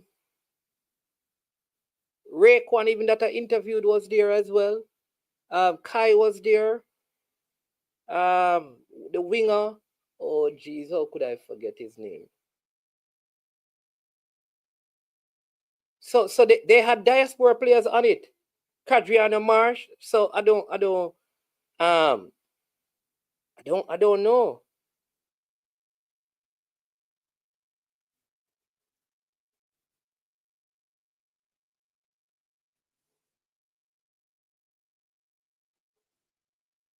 Recently, our youth girls, U17 and youth have not gotten as far in the CONCACAF competition with more heritage player compared to when we were led by Jody Brown and Shaw. Huh?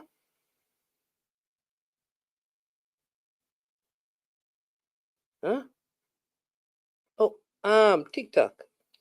You have not answered the question that we asking. You understand me? But it's fine because I don't think you can answer that question.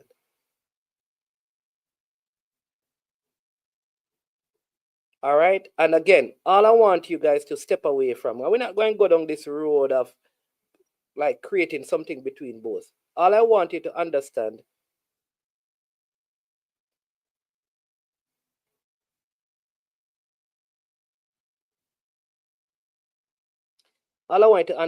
is that, all right, so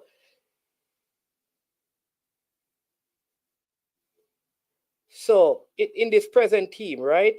Let me give you some of the players that I think Katy, I think her name is London Katy. She is from the US. She's from the US. Amanda Stanley, Jamaica. All right. Madison is from Jamaica. That's Ellis Madison Stewart. Right. FC Prime in the US. Cian Kelly played well yesterday. All right. From the US. The winger Provost Heron, Patcha Badbala, FC Prime. You understand me? You have, yeah, I think the number 11, yeah, is there. So, all I'm saying, because it's a lot of job, because, let me count again. It's 1, 2, 3, 4 players. 1, 2, 3, 4 players from the US. 4 players, 4 players from the USA that is in the Jamaican team that played. 4. All right? Cathy, Madison Stewart, Cian, and Provost Heron. And when you watch the game, you could tell.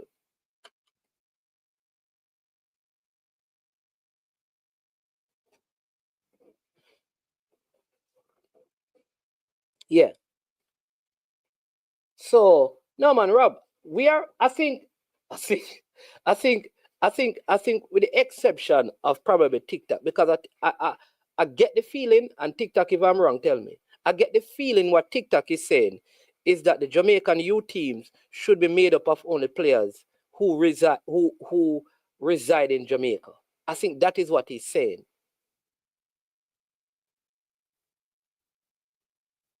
Okay. Thanks, Jason Gouda. He says a couple of those who says unattached, they don't play in Jamaica. Figure. But you can't, I don't know. And like I said, remember that I don't have the best football eyes. It's on YouTube. I kind of, you understand me? Listen to people and learn a little bit about football. But I can tell, like, even the one, I think she was playing on the left, and then the second half on the right, the one who started out as a striker, you saw the quality. The goalkeeper, good with her feet, they would play the ball back. The center back, I mean, they look different, and it that mean that they don't make mistakes, But you can tell, and I guess we will see. We will be better judges of the quality of the team when they play against a tougher opponent in Nicaragua, right? Nicaragua, on Saturday.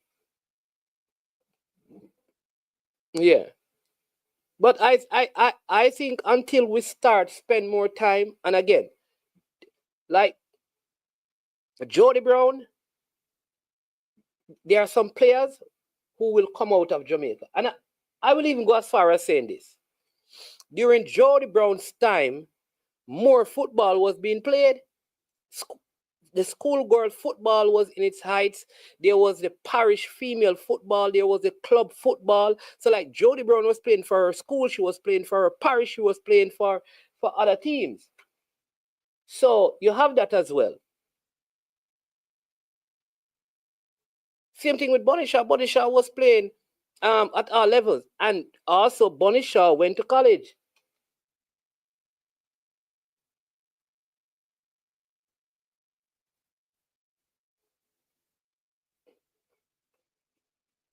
I think this is where you are misguided. Jody Brown never represented Jamaica with any team made up of Jamaican players playing in Jamaica that defeated Canada. They did not.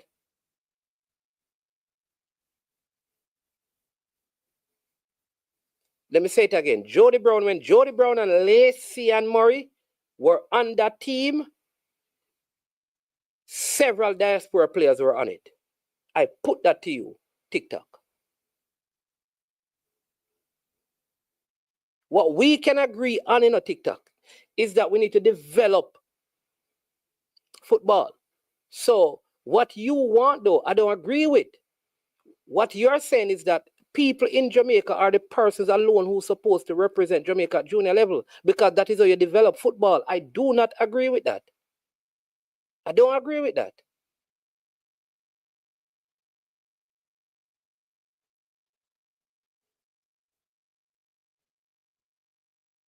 I don't.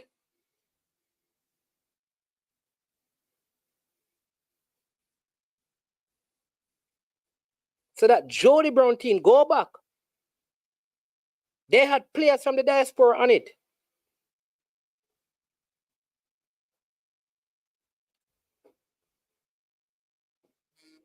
Oh, so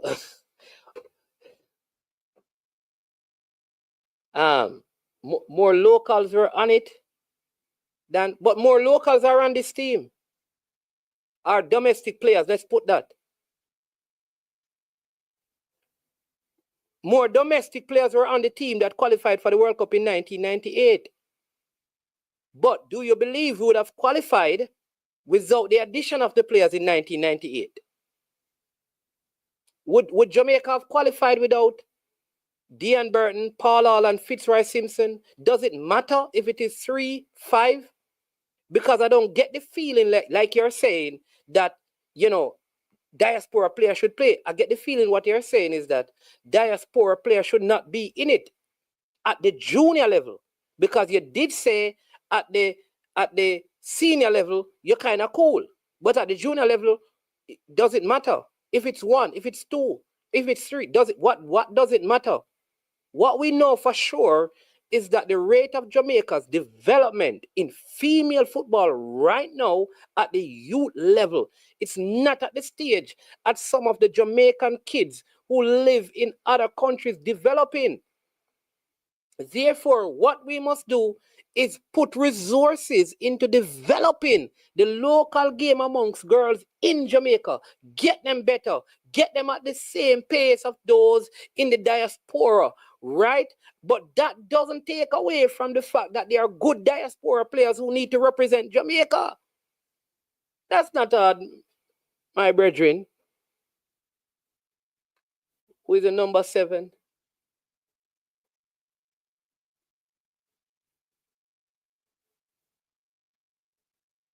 You have to give me her name, man. Jason Guna can tell her that, you know, because we have a whole heap of things that are going in front of me right, you know.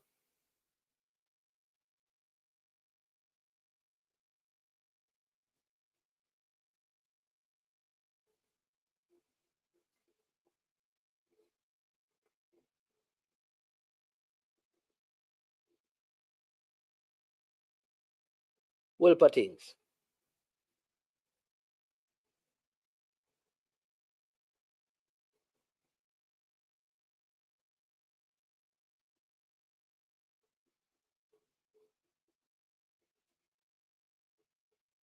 Yeah.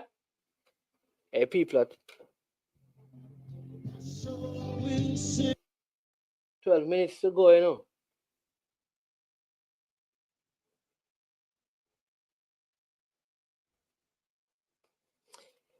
Here's what. All right.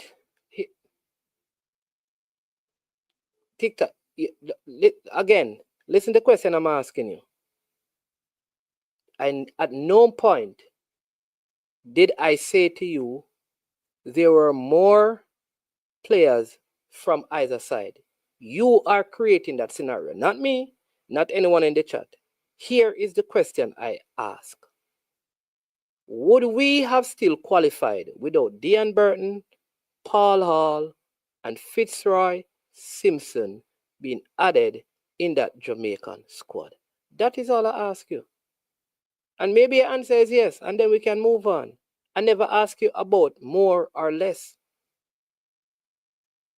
Again, because what you are trying to say, I don't agree with, which is, for our football to develop at the junior level, nobody outside of Jamaica should play for Jamaica.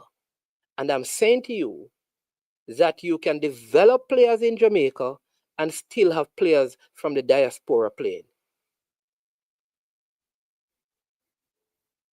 And I don't think it should be so difficult for you to say, you know what, that is right, and still state your point. That's all I'm saying.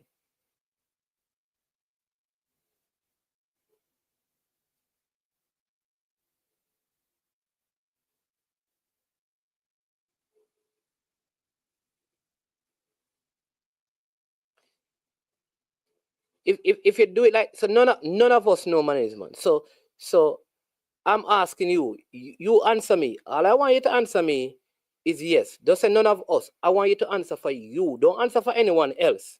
Don't answer for me. Let me ask you again. Do you believe that Jamaica would have qualified for the World Cup in 1998 without the addition of the players, Paul Hall, Fitzroy Simpson, and Dean Burton. I want you to answer that question for you, not for us. You don't know what we know or what people think. What do you believe? What do you think? That's one. Here's the second part. Nobody said that any player was more important than any player. No, how we get that? Did anybody, like, you're having some discussions. You're having some discussion that we're not having. Nobody's talking about who is more important than, if anything, what we have all been saying is that developing homegrown or domestic players is more important. So I don't know how you're getting about it's a team game and that. We're not discussing that. We're having some other conversations. Maybe, I don't know, maybe you're on two platforms at the same time, but this is not what we're discussing. Let's stick to what we're discussing. We don't want to go all over the place. So don't answer for anyone, answer for you.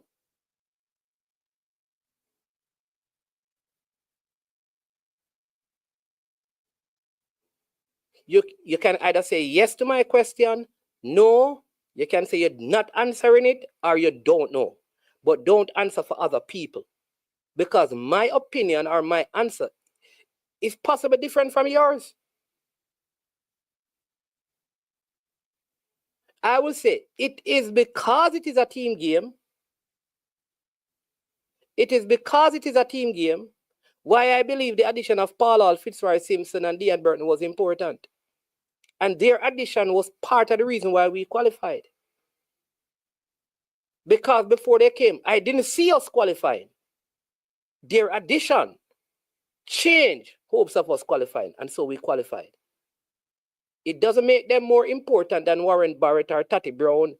It don't make them more important than Paul Teagat Davis, who started out in the beginning of the campaign. It don't make them important than Fabian Davis. But they were important.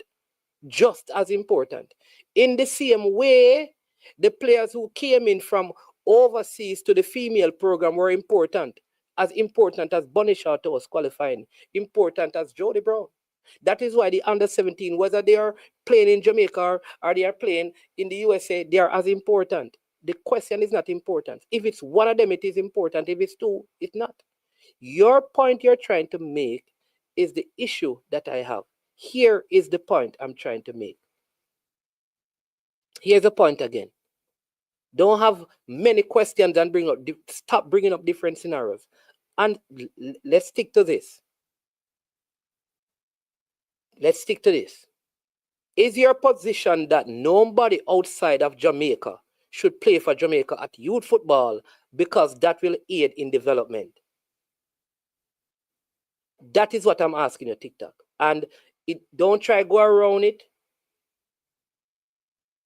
Don't try go there. Robbie Earl as well. I didn't remember to call Robbie Earl. Thank you, Simon. No, but here's the thing. I'm going to give you some other players who were not playing in Jamaica who were part of the campaign. I don't even get to that yet, you know. Because while they were not born in the diaspora, people like Freddie Butler was not playing football in Jamaica. Did you know that? Boris Johnson was not playing football in Jamaica. Did you know that? Did you know that some of the players were overseas developing and getting better?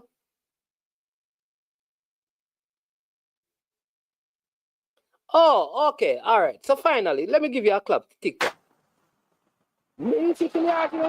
TikTok have been very consistent. So you welcome the heritage player, but unlike you, I do not think we should depend on them at the youth level. What do you mean by depending on them? So everyone in the chat so far, TikTok, and this is what you do. You say things that people are not saying, and you consistently do it. Everyone in here, I even gave suggestion. Jason Guna gives. Everyone has been given suggestion about developing local football. We're talking about getting girls to play more football. So how now can you say that we don't want? How you can say? Listen what you're saying. Listen to this comment. We should develop. Isn't that what we have been talking about all along? Isn't that what we have been talking about? Why we talked about futsal? This is what you're arguing with us about, you know. We are here saying right now, we need to develop local football. That is what you're challenging, you know. That is what you're challenging, you know, because that is what we're discussing. Because I started out by saying, when I look at the under-17 play, people, you can tell me if I'm lying or I'm wrong.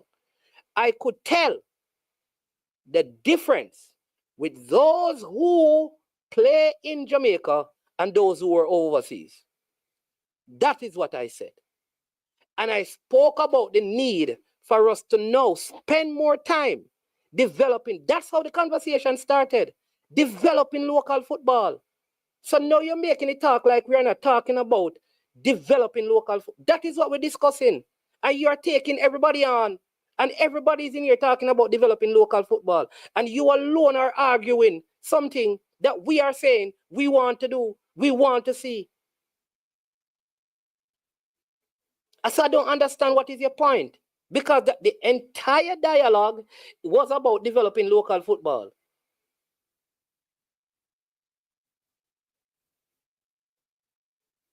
We need, so what we are saying, DW, is, you know, I was making a point that we don't play enough girls football in Jamaica. So I said the powers that be need to find ways of getting us to play more. I even said that we will invite the technical director to find out what is his development plan for football for the next 8 years. Up to Andre, before the game, said it's a good topic to discuss. That's what we're discussing. So my suggestion, and I did say that I don't know nothing about football. All I do is talk on YouTube. I don't know nothing about coaching. I may have 2 left foot, all right, and 1 right hand. Me don't know nothing about football, all right? What I am saying is we need to develop football. We need to ensure that the rate of development is on par with other places. One way I am suggesting, so TikTok is the man who knows football, so I'm going to let him give you a film development plan. My way, my thought, my opinion is for female football, because we don't have a lot of female playing football. We should start with small-sided games, right? Futsal is a way of playing small-sided games. So from the primary and prep school, instead of having girls and boys play on the same team, we need to separate them and let girls have their own competition. So we will have more girls playing football from an early age. We can get into having corner leagues in community with 6-a-side and girls playing, and it's spread. That is part of the way that we will develop the football, by getting more of them involved, playing earlier. I also said one of the things that needs to happen is that we can look at getting more female coaches, right? All of these things, you know, getting more female coaches, right? Female coaches into the game, because if we do this, they will probably have a greater inclination to coach females, which is part of what we need, because predominantly the coaches in Jamaica are male. So we need to, maybe even worldwide, so we need to find a way of developing the coaches, but playing more football at the girls' level. Jason was saying that we have, you know, we need to do the same thing for the boys, which is true, right? So even at the high school level, I said that it's not many of the schools play, right? The club football, I think they're just trying to start even a Jamaica, a Jamaica Women's Premier League. They're trying to launch that because there is a big gap. So I don't know, like, where this thing come up from about is Warren Barrett more important. I don't know. Nobody was talking about that.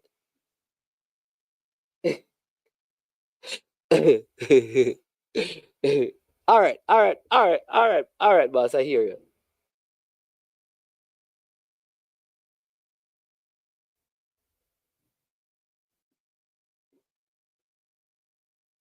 Okay, I see. DW, best up yourself.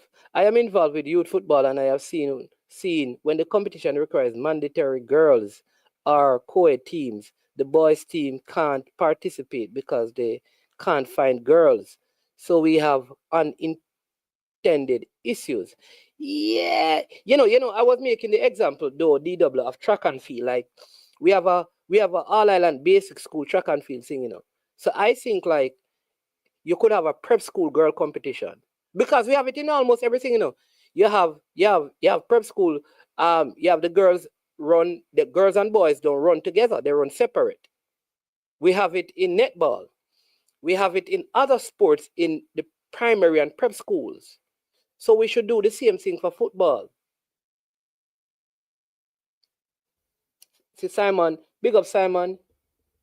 In UEFA, women coach women's football. In other region, it is the opposite. We have to get to that, but we have to find a way of playing more football. However, I will never subscribe to any plan at all that exclude people who do not live within the geographical borders from representing Jamaica.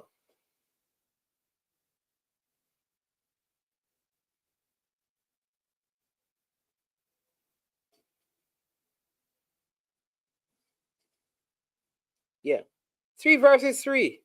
And this is very easy. You know, they have, because DW, you know, they have the fields. They have the barriers. So all you have to do is to find grass. You just take up the cages, you drop them, and you have the field right there. 3 versus 3. When you're having sports day in the same way you have the boys playing 5v5 for sports day in the schools, you do the same thing for girls. I think when it comes on to sport, we have a culture of except for track and field and netball, it's almost like our girls are not supposed to be involved in the thing. And we have to change that culture. It's just recently even cricket. But when you look at even the fact that Jamaica can produce cricketers, you know, female cricketers, is very strange, you know, because there's no female cricket competition in Jamaica, you know. A lot of these girls, Stephanie Taylor, they used to play in the Carib Cement cricket competition, you know, where they play with boys, you know. And up to this time, with the likes of Stephanie Taylor and others who have come through, and the Campbells who have come through, we have not yet even created a proper competition for girls, even if it is 6 overs.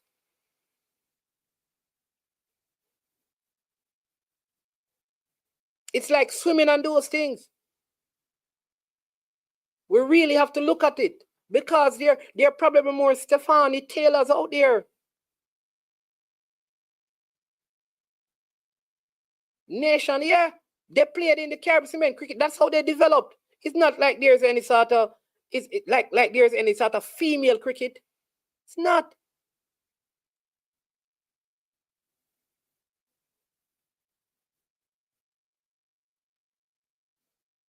This is a good point also that DW is making, because sometimes when girls play sport, people have a way of stereotyping them. So many of them kind of shun away from it. So when boys play sport, you know, it is normal. When a boy is playing football, it is normal. If a girl is a girl in grade 5, grade 6 start playing football, people start to call her tomboy and stuff. And so that drives them away. We have to change the whole culture. That's part of the development. In other places, you play as many sports as you want, man. You have those stuff. We can do better. That's all I'm saying. The development have to start. But there is...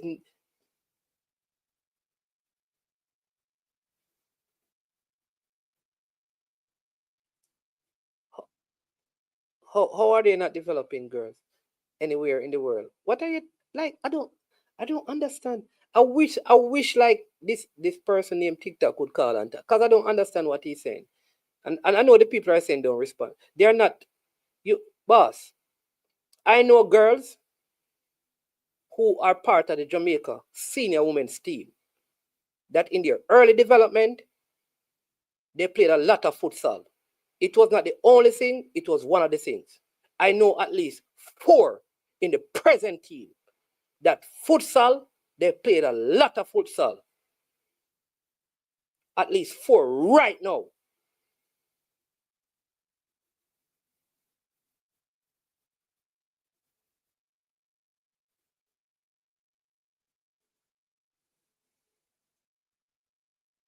So I don't know I don't know.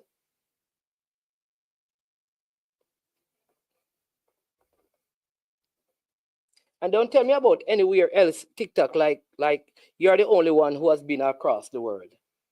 You're not the only one. TikTok, you're not the only one who has been in other areas and seen sport. Thank you, Simon. Thank you, Simon. So you're the only traveled one, so you can tell us you can tell us all things, eh? The man telling me, I'm telling man to play more football and get good coaches, and he says that nobody's doing that. Like I'm saying, I just think like you have some problems. Your problem in a different thing, because I don't understand.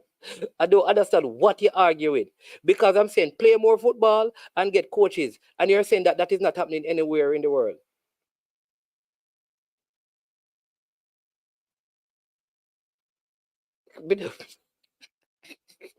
Anyways, the TikTok, yeah, star, yeah, man.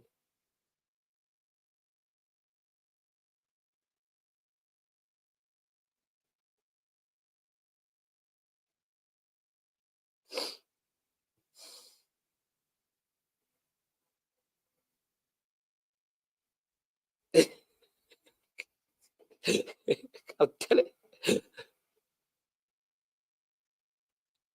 DW, DW. I said this earlier. So I had discussions. I'm hoping that I can revisit it. Right. Went ahead, and got several like acres of land that was going to be leased to us. At least we have two like nice, good pieces of land. In fact, one of the places at one point Phoenix was going to build their academy and have multiple surfaces, indoor, outdoor fields and stuff, right? That's one of the places I had access to. Massive, could get it for lease and set up something for, right? That's up in the St. Mary area. Then there is a prime piece in St. Anne, like coming off. It's right off, like you just turn and you're right there, right? Yeah. No, Phoenix pulled out of the deal. I think they pulled out of the deal. I don't know, I don't know. But the other piece, right? The people were planning on, because he's highly involved in futsal in the US, right? And was going to come to Jamaica, right? To do it with a major brand, right? And so, like when you have Adidas, you'd have like the Adidas Futsal Academy, or the Nike Futsal Academy. That was or the Admiral Football Academy, or the Reebok Futsal Academy, right? So that was going to um supposed to happen. Somehow they had a meeting in Kingston, and in that meeting they got a proposal about how the plan would work in Kingston and why Kingston would be ideal to execute this, just because of the sheer amount of clubs that operate the structure of COSAFA. From that point, the plan for Senton was, it just never come to fruition, and the one in Kingston never came to fruition. So the man who tried to take it away just move it completely. But we are hoping that this year, I know there's a next person in Senton trying to build something on his own private area, and so there is some stuff in the pipeline. There's a guy, Simon Bridging, too, a guy named an attorney, have a lot of property, but and I think he wants to set up something, get his Morris, but I think it's more like the football factory, and stuff. But I believe that you're right, DW. This is what I think that this is what needs to happen. I think the parish that does this, if you have lights in a place like this where girls and boys under 15 can play consistently with good coaching, this will aid in their development.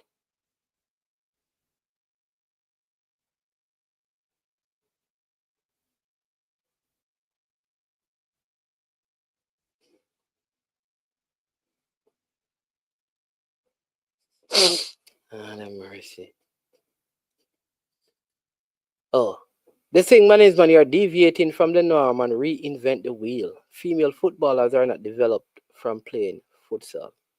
They develop playing many games as youth and grass.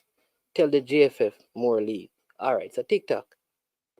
Again, sometimes you need to come into comment sections. You see, I'm engaging you, and you have not been rude. I have not been rude. We're having a good discussion.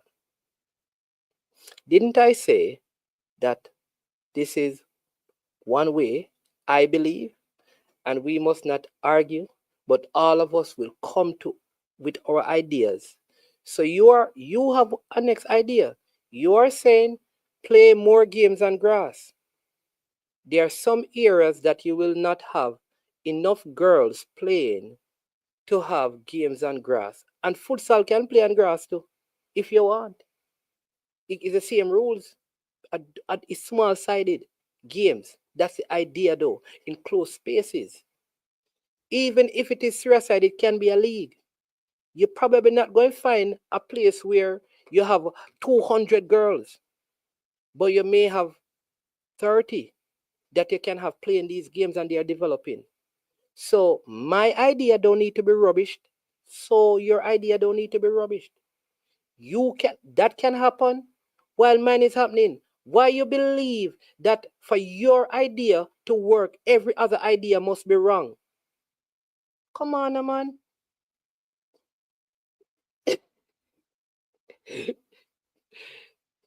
TikTok, playing on grass does not eliminate playing futsal. Playing like I think there are places in Jamaica that you could have females playing beach football because they have access to the beach. And that would help. Can you imagine you have like some five-a-side football in Jamaica? That's what I'm saying, Jason. But I'm saying, can you imagine people? Because you know they have these cages. You see them people where you drop it on the beach and you have the field. Imagine if in Jamaica,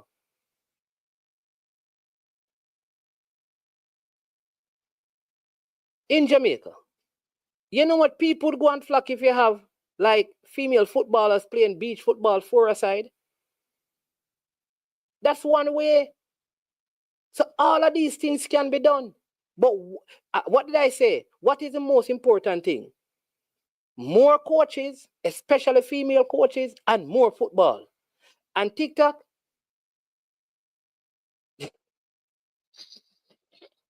yo, oh my God. More football.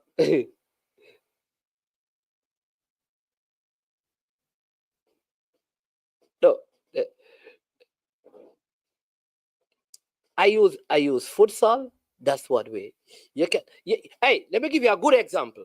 I'm going to give you a good example. They used to have this street football thing in Jamaica.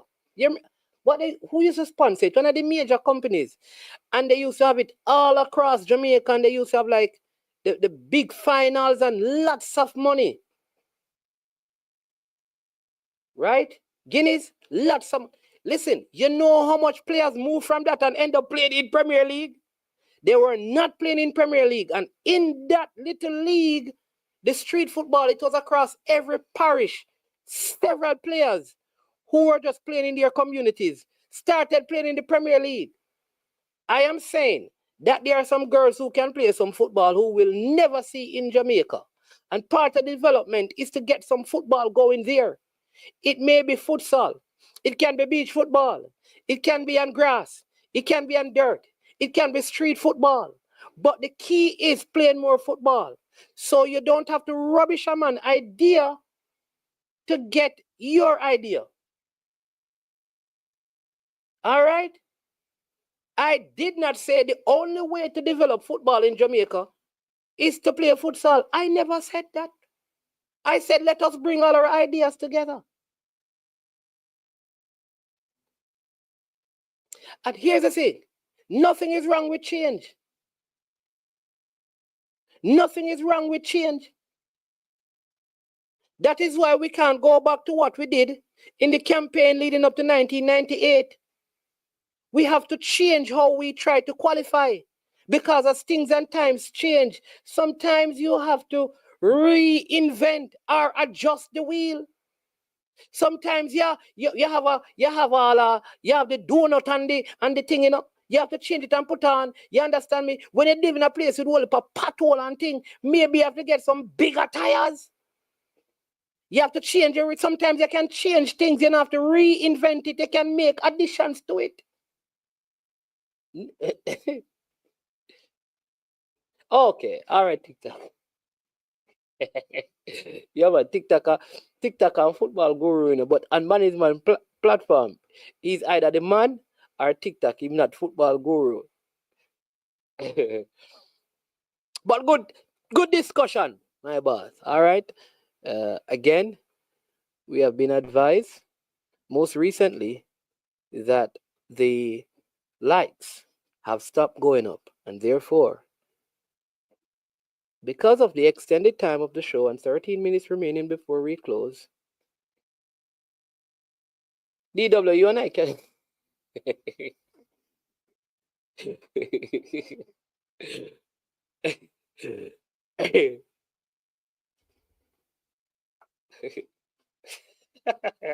Triple E, but we can't take our TikTok and we can't manage the word at all. Until the likes go, the program will be on pause for a minute or two until we get some more likes, and then we will conclude the discussion. And hopefully, we can find some investors to get some female football going in Jamaica. TikTok, would you like us to? TikTok, which parish are you from in Jamaica?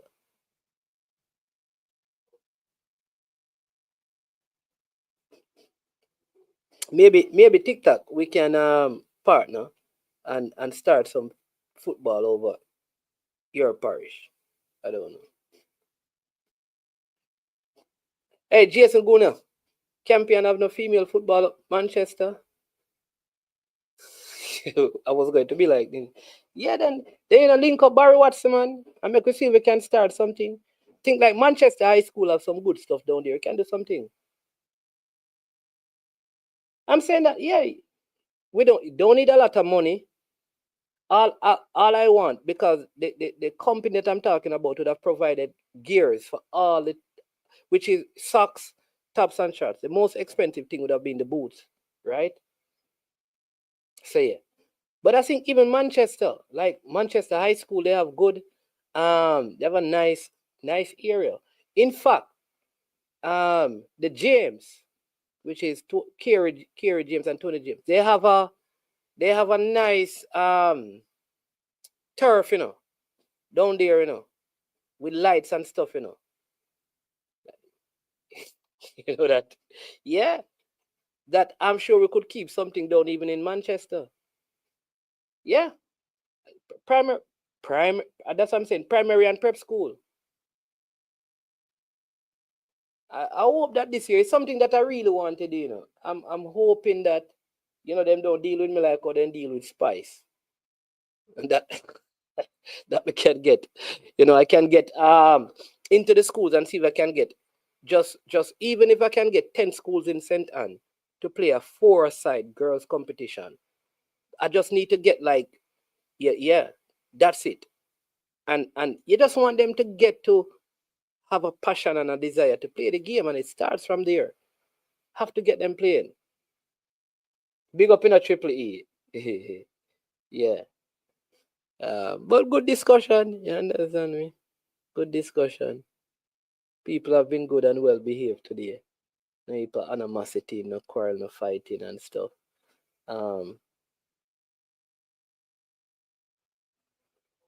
Yeah.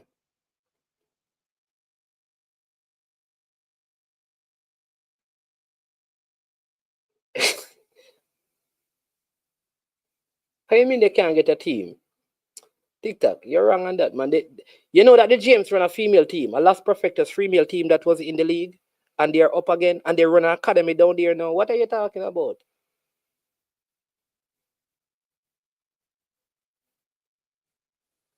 Do you think they were right for what they did to Spice? All right, so I think, like, everybody have a testimony. All right, So I think Spice going into the schools, because I don't know the whole thing. I can just talk from what I see, right? If she's going into schools to tell young ladies to abstain, I don't think anything is wrong with that. I don't see anything wrong with that. I don't, she's not performing and she's going there because at the end of the day, what the music you listen to and the content you watch has more to do with the home that you are in than the artists themselves. So if my sons and daughter they listen to Spice and they listen to Cartel and Beenie Man and Bounty Killer, a lot of that is down to me. So there's a reason why my kids don't know half of the artists in Jamaica. Well, I don't know. I don't know how many.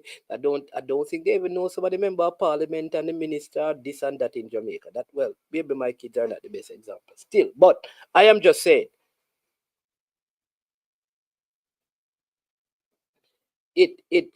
from what I saw at St. Catherine High School, it looked like she was having a panel discussion, right? She had a panel discussion. She was talking to the girls and she was talking to the young men. And she was basically saying, listen, you don't have to be like everybody else. You can be different. Be yourself. I think that's good.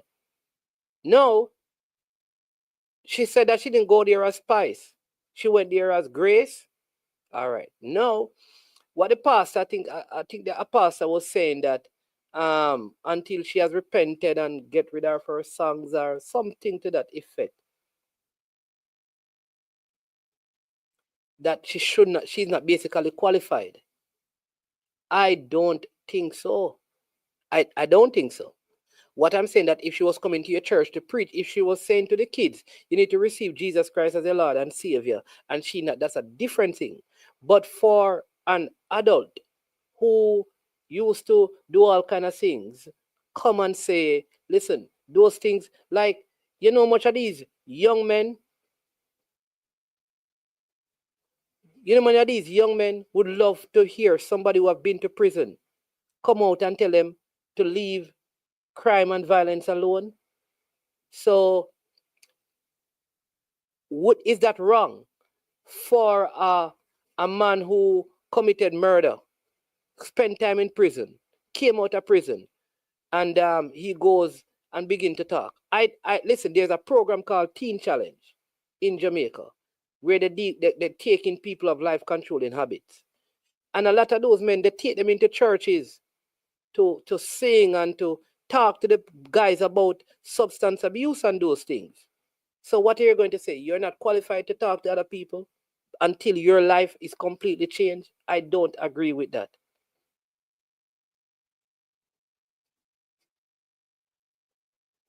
I don't agree with that.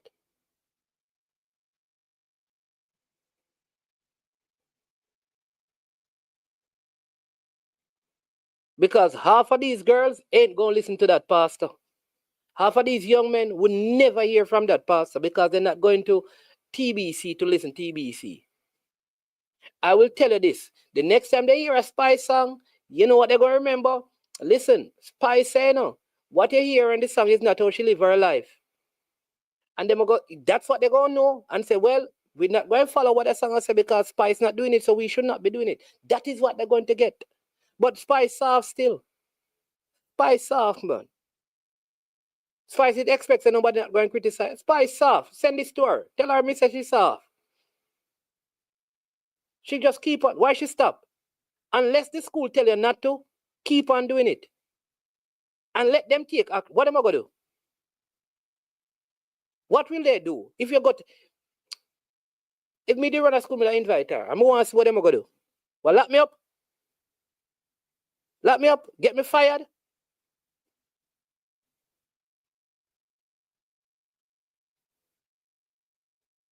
Yeah? So, here's what.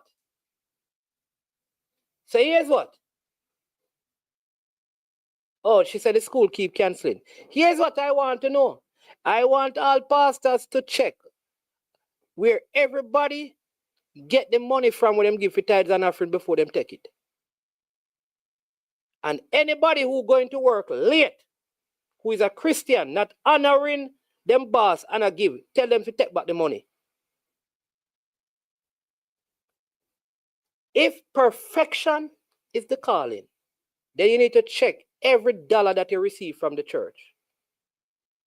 Or you receive it at the church, every dollar, and make sure that everybody lifestyle is up to standard before them give into the work of the Lord.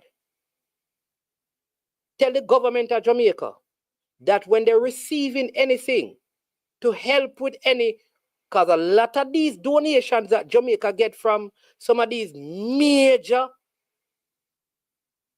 organizations, they are tied to all different kind of communities. And they come with other things that allows them to come into Jamaica and expose us to other things. Boycott the government as well. Report the government. So to our government,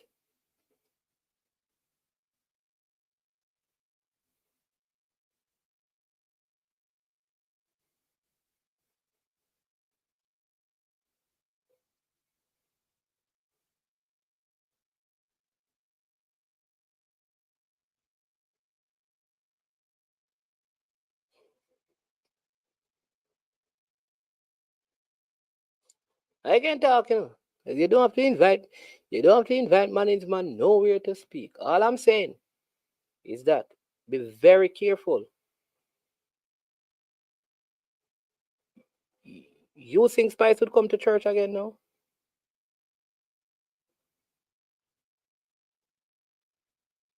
Some of these churches, some of these pastors and their wives and churches play R. Kelly at their weddings. Play when they're having if walls could talk, playing in churches when they're having weddings. I will cross the ocean for you. I'll do anything for you. You're the one that I run to, not God. Man, I talk about that, but woman instead of God. That is being played in churches at weddings. So how do we measure morality and spirituality?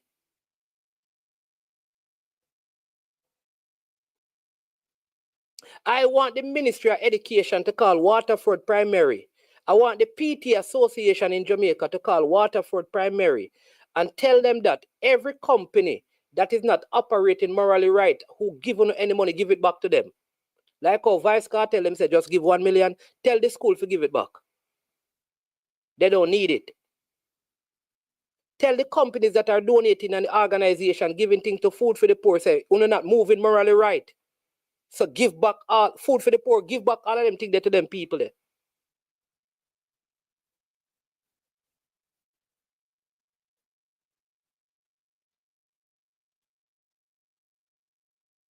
She's not preaching salvation, but that's a different thing. So when the church have things, don't get no ungodly people come teach people because they work in the banking industry. Don't get them. Because they're not serving God. That is the standard? When you have all the people them on the panel discussion from up at UE and things on the radio station them.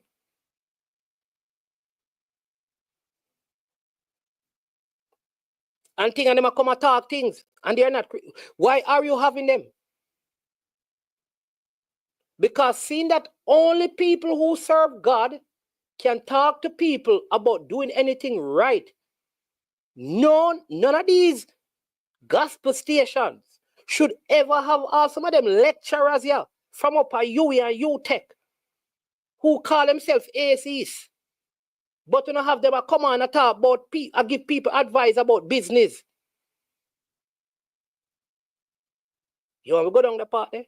We need to go into the schools and remove the teachers them. We need to remove the teachers them from out of the school. Where they're with married man. Where come school and pregnant out of wedlock.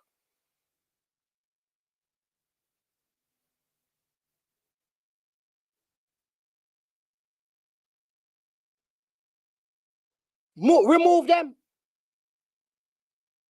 Remove them. Because I'm setting a poor example. How you can be a teacher in a school and unmarried and have kids. What sort of example is that?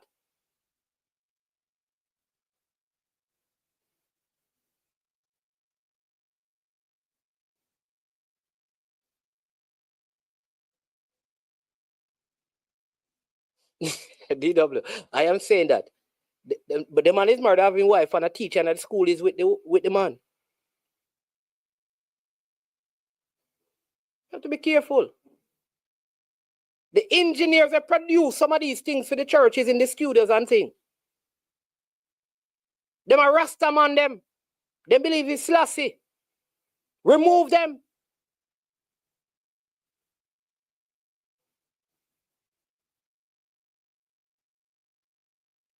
When you go to the doctor, and the doctor them a deal with certain things that you say the Bible against and abortion and them things there.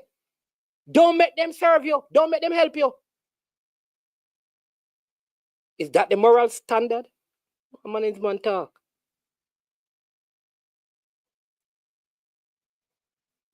Church a fight the wrong battle, man. Wrong battle the church a fight. The one thing I agree with the pastor is this. That to go in, what I find strange is that you can't go to schools now in Jamaica, you know, and say you have all devotions, you know. Them thing look like them banned from Jamaican schools, you know. It has been discreetly banned, you know. But that is because of sometimes how some of the church people operate. Because when the church people, them go to people, them church, them don't understand certain things. So them go there and them say them a slave people pit in a spirit and all of them thing there.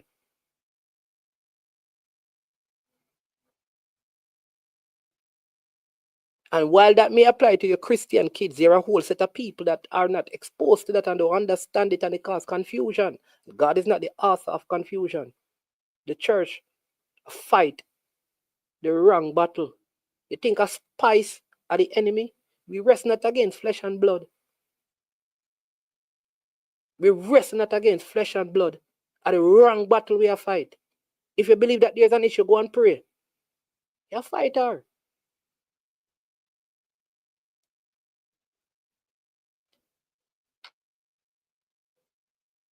Even the faith-based school, may I tell you that most of the schools in Jamaica now, you can't go in the boy you pray and have devotion. Them things they are slowly being banned. That is where I agree with the pastor. That is about the pastor. This is what the pastor is supposed to be dealing with. Supposed to be getting the schools to come and sit down with the church and say why churches can't have devotions and meet and talk to the people and pray with the kids. When I used to do exam, people used to come in and pray, them things they not happen again.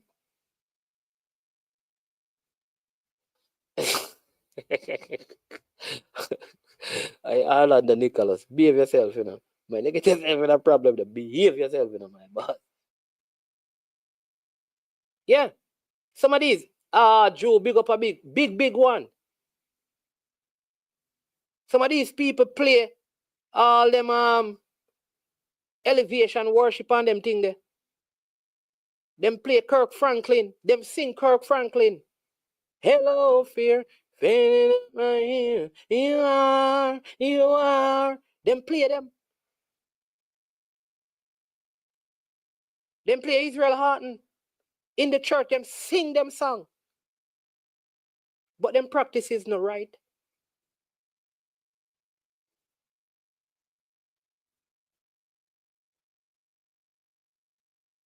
Them now have seen even artists in Jamaica take the secular musician, them music and redo it. And the churches play it on them radio station. They have musicians that plays in hotel. Play some bad old bounty killer and the same spice with cabaret cigar on Sunday morning them day in a church. I play drum and keyboard and bass.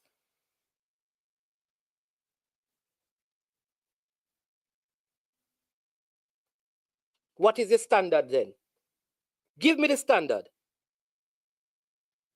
No. It's a Spice personal life. I don't agree with it. But I don't have no problem with Spice seeing young people and saying like, listen, you're young, focus on your education. Do not spend time, go look man, no. I don't see.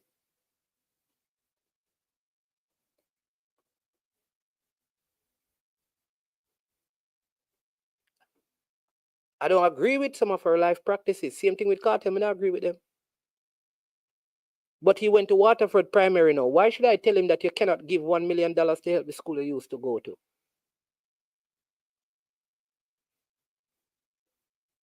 You know how much of the people them underpaying people? Paying people minimum wage? Short paying people? And our elders and pastors and bishops and deacons?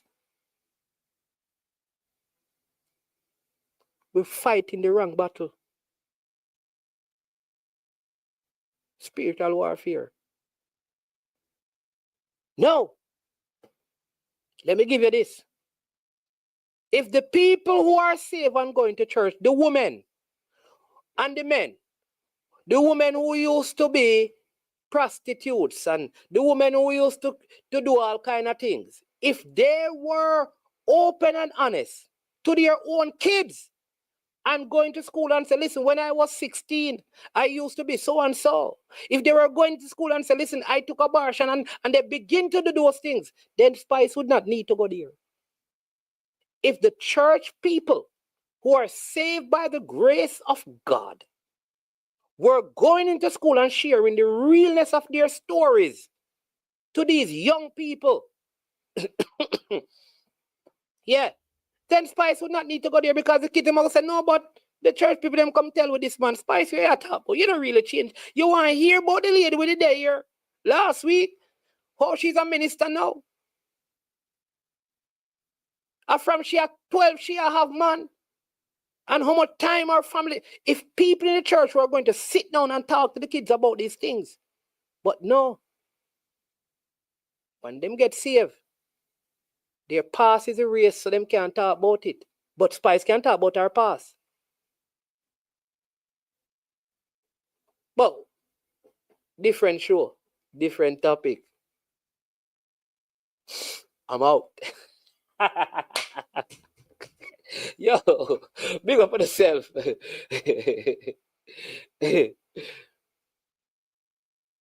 Yeah, but yeah, man, church people, I agree with you on TikTok. It's not like church Spice going to school, you know. Because she could have, you know, that Spice could have this thing and invite the schoolers on the internet and they would still go and listen to her. There's a reason why. And all I'm saying, TikTok, is that there are women in the church whose story are just like Spice. Them now go share it. Though the Bible tell them, say, no, therefore there's no condemnation for those who are in Christ Jesus. Yet it takes bravery for Spice share some of the things then when she go through. How many used to use her in the music industry and all of them things there. But the women who are saved by grace don't want to share those stories. You know, when the woman come meet Jesus at the well, everything was exposed, boss. And the entire village gets saved and changed.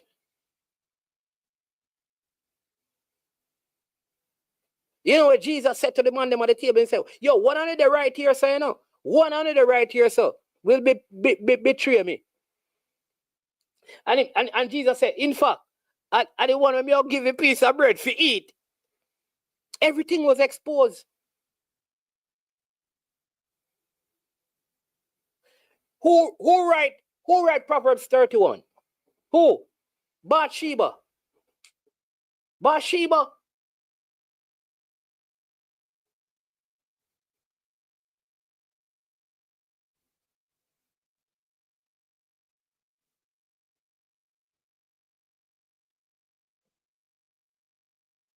And she write about a virtuous woman.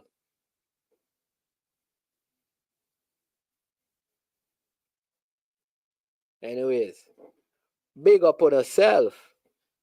Well, church, I come for money's money, you know. Yo, people. Yeah. Hey, I will bring up the point here. Drew, if we get disbarred, I know you can't get disbarred from the church. If we get the left boot, a fellowship get kicked out in a Drew. You bring up the discussion in a boss. So make sure, you know, you have job available.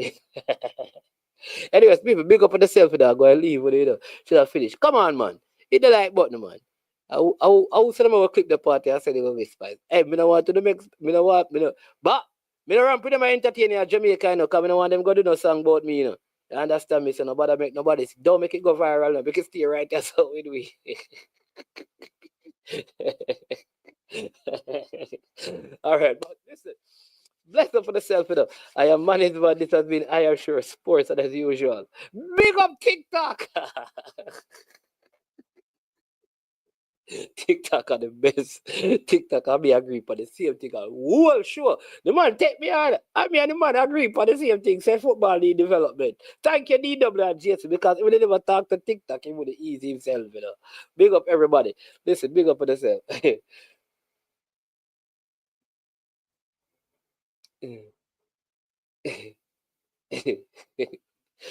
Yeah, man. Michael, where have you been, man? How about they fight the government to protect hotel workers? That's a very good point. Yeah. You understand me? That's a very good point. The hotel workers, they have to strike. And that, yeah. Listen, a spiritual thing, man. Anything with the church want deal with it. Leave flesh and blood. Fight in the spirit. Pray. Listen, if the church is God, just go up on the knee and say, Lord, we don't believe that spice is a vessel for this. And the church is operating in the power of the Most High God. It would have stopped. It never had to get to where good. You see, when we start go up on public media and them thing there, it's about a show. It's about to stop. No, man, we don't need to do that.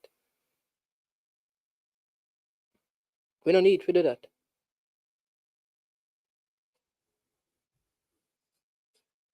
Big up on yourself. Blessings to everyone, you know. AQ and Bam on a run from the show today because on the Beasley team get beaten by Constant Spring. Bad! I am Man's man. This has been I Am Sure Sports as usual. When it comes to the end of the program, we say we are over and we are out of here. Oh, sorry. Oh, me can't even play it. You know, so me add them as some secular artists. I want them me can play it. Me can play them. We can play them still. Let me play the one. Boom, check it out. I don't know it's Jason. I'm a represent for I Am Sure Sports. For the latest news and updates, check out I Am Sure Sports. Make sure you go to the YouTube channel, subscribe and share. Jason representing I Am Sure. I Am Sure